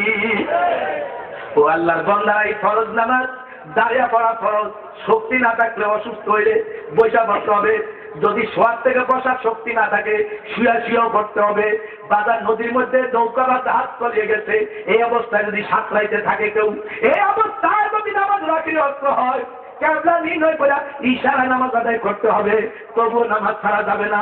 নদীর মধ্যে কাপড়গুলি ছেড়ে দিয়েছে, চরে কি বলে মরুভূমির উপরে বা চরের উপরে উঠেছে, একটু কাপড় পরনে নাই, মাথা থেকে পা পর্যন্ত পুরো দেহটা খোলা, হোক নারী হোক পুরুষ, যদি কোনো কাপড়ের ব্যবস্থা না হয়, পর্দার ব্যবস্থা না হয়, এই অবস্থায়ও নামাজ পড়তে হবে, বৈশা বৈশা, তবুও নামাজ ছাড়া যাবে না। ও মুসলমানেরা, মহিলাদের বাচ্চা মায়ের পেট থেকে বাচ্চা বা শরীরের কিছু অংশ বের হয়েছে, বাচ্চার শরীরে কম অংশ বের হয়েছে, বেশি অংশ মায়ের পেটে, এই অবস্থায় যদি নামাজের আখিরাত হয়ে থাকে, বাচ্চার মাথা নিচু জায়গায় পজিশনে রাখা মা ইশারা নামাজ আদায় করবে, তবুও নামাজ ছাড়বে না। ও মুসলমানরা, আজকের থেকে আমরা সুস্থ থাকি অসুস্থ থাকি, জীবনের জানা সত্ত্বে কোনদিন আমরা নামাজ ছাড়বো না, রাজি আছি? সবাই রাজি? একটু হাত তুলে আল্লাহ দেখাই, আল্লাহু আকবার, নারায়ে তাকবীর। আল্লাহ তোমার বান্দা আজকের মাহফিলে হাত উঠায় নিয়ত করলো, জীবনে ইচ্ছা করা ফরজ নামাজ ছাড়বে না। মাবুদ গতির জীবনের গুনাহ মাফ করে দাও, আজকের থেকে তুমি নামাজ হিসাবে কবুল করে নাও। মাবুদের হাতগুলিকে তুমি জাহান্নামের আগুনে দিও না। হাত নামান আল্লাহ কবুল করবো না আমি। আমার ভাইরা, আল্লাহ পাক যতদিন বাঁচে রাখে, জীবনে ইচ্ছা করে কোনদিন ফরজ রোজাও ছাড়বো না, রাজি আছি? কারা কারা আল্লাহু আকবার, আল্লাহ তোমার বান্দার হাত উঠায় নিয়ত করলো, জীবনে ইচ্ছা করে ফরজ রোজা ছাড়বে না, আল্লাহ তুমি অতীত জীবনের গুনাহ মাফ করে দাও। মাবুদ গো, আজকাল থেকে তুমি রোজাদারদের অন্তর্ভুক্ত করে দাও। মাবুদ গো, এই হাতগুলিকে গুনার কাজের থেকে বাঁচায় দিও, আমিন। আমরা কার সাথে ওয়াদা দিচ্ছি? আরো জোরে কর। নামাজের ওয়াদা দিলাম, রোজার ওয়াদা দিলাম, কিন্তু বাবা জীবনে কোনদিন এই মুখটা দিয়া গুনার কথা চর্চা করব না, গুনার জিনিস ব্যবহার করব না, এই মুখ দিয়ে হারাম খাবো না, এই ব্যাপারে ওয়াদা করাইলাম না, নিয়ত করাইতে চাই, রাজি আছেন? এই মুখ দিয়ে গীবত শেখায়ত করবেন, পরদূর চর্চা করবেন, আর এই মুখ দিয়ে হারাম খাইবেন। কি বলেন? এই মুখটা আল্লাহ মায়ের পেটেও তো পবিত্র রাখছে, আর আল্লাহর দেওয়া মুখটা, এখন এই মুখটা যদি আমরা আকাজে কুকাজে ব্যবহার করি, বিড়ি খাইলে, সিগারেট খাইলে, মদ খাইলে, গাঁজা খাইলে, খারা হারাম জিনিস খাইলে, এই মুখ পবিত্র না অপবিত্র? অনেকে কয় হুজুর বিড়ি সিগারেট কি না যায়, ফতুয়া আম্মের কাছে দিতে চাই। আল্লাহ রাসূল বলছেন যে মানুষের কষ্ট হয়, মানুষের কষ্ট হয়, কোন মুসলমানকে কষ্ট হয়, কোন মুসলমানকে কষ্ট দেওয়া হারাম। কোন মুসলমানকে কষ্ট দেওয়া কি হারাম। এখন আপনার মুখে বিড়ির দুর্গন্ধের কারণে আরেক মুসলমানের কষ্ট হয়, নামাজে দাঁড়াইলেও তো অনেকের, আমার অবস্থা এমন হয়ে যায় যে মনে হয় তো নামাজটা ছেড়ে দিয়ে চলে যায়, এত দুর্গন্ধ। অনেক সময় অনেক বিড়ি খোরেরা মহব্বত করে মুসাফা করতে আসে, হাতের মধ্যে বিড়ির গন্ধ মনে হয় কয়েকদিন থেকে যায়, বিড়ি গন্ধ দূর হয়। আল্লাহ নাউযুবিল্লাহ, আল্লাহ হেফাজত করবেন। বলেন তো, বিড়ি কি ভালো জিনিস না খারাপ জিনিস? এ দেশের গরু ছাগলে বিড়ি খায়, কুকুরে খায়, শ্রীগালে খায়, আর বিড়ি তো অনেক সময় দেখছি টয়লেটেও খায়। দুনিয়াতে টয়লেটে কোনো ভালো খানা কেউ খায়? হ্যাঁ, পান করে। টয়লেটে যেই জিনিস খাওয়া যায় না, পান করা যায় না, বিড়ি যদি টয়লেটের মধ্যে পান করা যায়, তাহলে বোঝা গেল এটা ভালো জিনিস না খারাপ জিনিস। খোদা না করুক, কিয়ামতের দিন যদি আল্লাহ কয় তুই দুনিয়াতে বিড়ি খাইছ, মুখে আগুন দিছ না, এখন আগুনের বিড়ি দিলাম, খা জন্মের খাওয়া। আর ফেরেশতারা যদি আগুনের বিড়ি চায় না, মুখের মধ্যে ঢুকিয়ে দেয়, অবস্থাটা কেমন হবে? কি বলেন আপনারা? রাগ করলেন না? এটা ভালো জিনিস না খারাপ জিনিস? যারা বিড়ি এতদিন পান করছেন, আজকের থেকে বিড়ি পান করবেন না, নিয়তটা কি করতে পারেন? কি বলে? অনেকে চিন্তা করে হুজুর বিড়ি খাইয়া এমন অভ্যাস হয়ে গেছে, শরীরের গোস্তের মধ্যে পর্যন্ত ঢুকে গেছে। কি এটা বর্জন করা যাবে না? রাগ করে না বাবা, এই মুহূর্তে যদি কেউ উঠেন তাহলে আমি মনে করবো আপনি বিড়ি খাওয়াই না আর রাগ করতে আছেন আমার কথা। উঠবেন। আমি আপনাদের কল্যাণের জন্য কথা বলছি না অকল্যাণের জন্য বলছি। যে বিড়ি মালিক, ফ্যাক্টরি, কোম্পানি, সেও কিন্তু জায়গায় জায়গায় বড় বড় সাইনবোর্ড দিয়ে দেয়, বড় বড় পোস্টার দিয়ে দেয়। বিড়ির প্যাকেটেও লেখা আছে ধূমপানে স্ট্রোক করে, ধূমপানে বিষ পান, কথা কথা, ধূমপানে ক্যান্সার হয়, এরকম লেখা থাকে কি থাকে না? যে বিড়ি তৈরি করে বেঁচে সেও পর্যন্ত নিষেধ করে। আর আমরা কেমন জ্ঞানের জ্ঞানী, আমরা বিড়িকে এমন পছন্দ করি মনে হয় যেন অনেকে এমন চিন্তা করে যে বিড়ি না খেলে যেন কি একটা অ্যাক্সিডেন্ট হয়ে যাবে। কি বিড়ি না খেলে কোনো ক্ষতি হবে? কথা কেন? বিড়ি না খাইলে ক্ষতি হবে? আজকের থেকে কারা কারা বিড়ি খাইবেন না হাত তুলুন তো। আপনারা বিড়ি খাইবেন? বুঝে নেই আর। হ্যাঁ, মনে করছে আমি বলছি বিড়ি কারা খাবে না। আজকের থেকে যারা বিড়ি খাবেন না তারা হাত তুলে দেখান তো। আমি বিড়ি পান করবো না, আপনারা করবেন? আল্লাহ সবারই কবুল করবেন, আমিন। আলহামদুলিল্লাহ, আল্লাহ কবুল করবেন। একটা বড় ওয়াদা করছে, আজকের থেকে বিড়ি বা যে কোনো নেশা জাতীয় জিনিস, একেবারে যত প্রকারের নেশা আছে, কোন নেশাই এই মুখে আর ব্যবহার করবেন না। কি বলেন কথা ঠিক আছে? আজ আমার দেশের সমাজের যুবকেরা বেশিরভাগ নষ্ট হইল নেশায় হইয়া। কিসে বইয়া? নেশায় হইয়া। ও যুবকেরা, আল্লাহ রাসূল বলছেন যারা দুনিয়াতে নেশাখুরি অবস্থায় মৃত্যুবরণ করবে, নবী বলেন লা ইয়াদখুলুল জান্নাতা মুদমিনু খবর, নেশাখোর আল্লাহ জান্নাতে প্রবেশ করবে না। নেশাখোর আল্লাহ জান্নাতে কি করতে পারবে না? প্রবেশ করতে পারবে না। আমরা নেশাকে বর্জন করতে পারবো ইনশাআল্লাহ। আল্লাহ আমাদের সকলকে তাওফীক দান করুক, আল্লাহ কবুল করুক। আমিন। আরো জোরে আমিন। আপনারা নবীজির মনে প্রাণে ভালোবাসেন? কথা কেন? সবাই যদি এখন নবীজির পক্ষে একটা ওয়াদা দিতে চাই, আপনারা কি নিবেন ওয়াদাটা? আমি ওয়াদা নিতে চাইলে আপনারা ওয়াদা দিবেন? নবীজি বলছে যেই ব্যক্তি একটা গুনার কাজ করে, সেই গুনার কাজটা ঘুমের মধ্যে হয়, সজাগের মধ্যে হয়।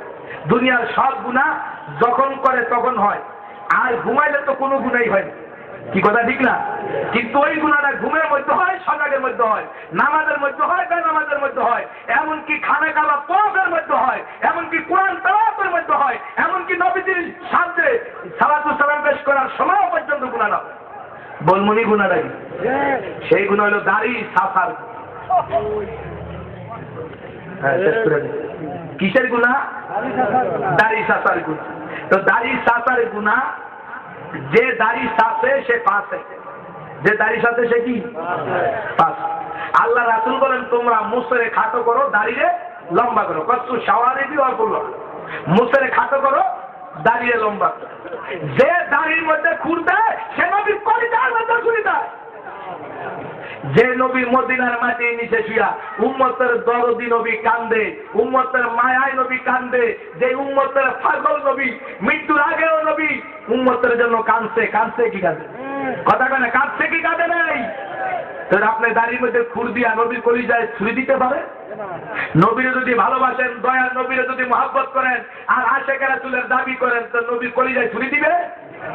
যারা আজকাল থেকে দাড়ি রাখবেন নবীর কলিজায় ছুরি দিবেন না, জীবন আর দাড়ি ছাড়বেন না, আর দাড়ি এক মুষ্টির আগে ছাড়বেন না। অনেকে তো দাড়ি রাখে বিভিন্ন মডেলিং দাড়ি, বিভিন্ন স্টাইলের দাড়ি, ছোট ছোট দাড়ি। এই ছোট ছোট দাড়ি রাখা আর মডেলিং মার্কা দাড়ি রাখা আর ছাতা দুটোটা সমান ভাব। এক মুষ্টির আগে দাড়ি ছাড়া জায়েজ নাই। এই আঙুল দাড়ির গোড়ায় ধরে এইভাবে মুঠ করার পরে যদি এক মুঠের বেশি হয় তাইলে জায়েজ, নাইলে ছাটাও জায়েজ। বুঝাইতে পারছি তো? যাদের দাড়ি ছোট আর যাদের দাড়ি নাই, এই দুই দলে আজকে শুধু হাত উঠাইবেন, বাকিদের দরকার নাই। কে কে দাড়ি রাখবেন হাত তোলেন তো। হাত উঠান। আল্লাহু আকবার, আল্লাহু আকবার। আল্লাহ কবুল করে দরকার। আমিন। এই মাহফিল কবুল হইছে আলহামদুলিল্লাহ। হাত নামান। এখন বাবা যুবকেরা একটু ভালো করে শুনেন, বাড়িতে গেলে এই যে এখন যে মনের একটা পরিবেশ এসেছে, এটা কিন্তু সবসময় থাকবে না। তখন হয়তো শয়তান শয়তান ওয়াসওয়াসা দিতে পারে, নফসের ধোঁকা আসতে পারে, বন্ধু বান্ধব বলতে পারে, স্ত্রী বলতে পারে, বা কোনো কেউ বলতে পারে, এই বেটা দাঁড়িয়ে রাখলে বুড়া মানুষের কাছ থেকে মানুষের মেয়ে বিয়ে দিব, মেয়েরা কি দাড়িওয়ালা পছন্দ করে? তখনও বলবেন যে মেয়ে দাড়ি পছন্দ করে না, এই মেয়ে আমার বিয়ে করারই দরকার নেই। কি বলেন, কথা ঠিক না বেশি? আর অপর দিকের কথা হইল যে এই দাড়ি রাখলে আমার বিবি বেজার হবে, বিবির বেজারে কিছু আসে যায় না, আমার নবীর কলিজায় ছুরি চলে না। কি বলেন, কথা ঠিক না বেশি? আমার নবীর কলিজায় ছুরি দিয়া বিবিরে খুশি করুন, এমন খুশির দরকার নাই। এখন বিবি যদি কয় তুমি দাড়ি না থাকলে আমি তোমার সংসারই করবো না, আপনি বলে দিবেন বিবি করবা না করবা এটা তোমার ব্যাপার, আমি এই ব্যাপারে তোমার কোনো পরামর্শ দিতে রাজি না, তবে একটা কথা আমি তোমার সাফ জানাই দেই, আমার নবীর কলিজায় ছুরি দিয়া তোমারে খুশি করবো, এটা জীবন গেল হতে পারে না। কথা ঠিক না? আল্লাহ কবুল করুক, জোরে বলেন আমিন।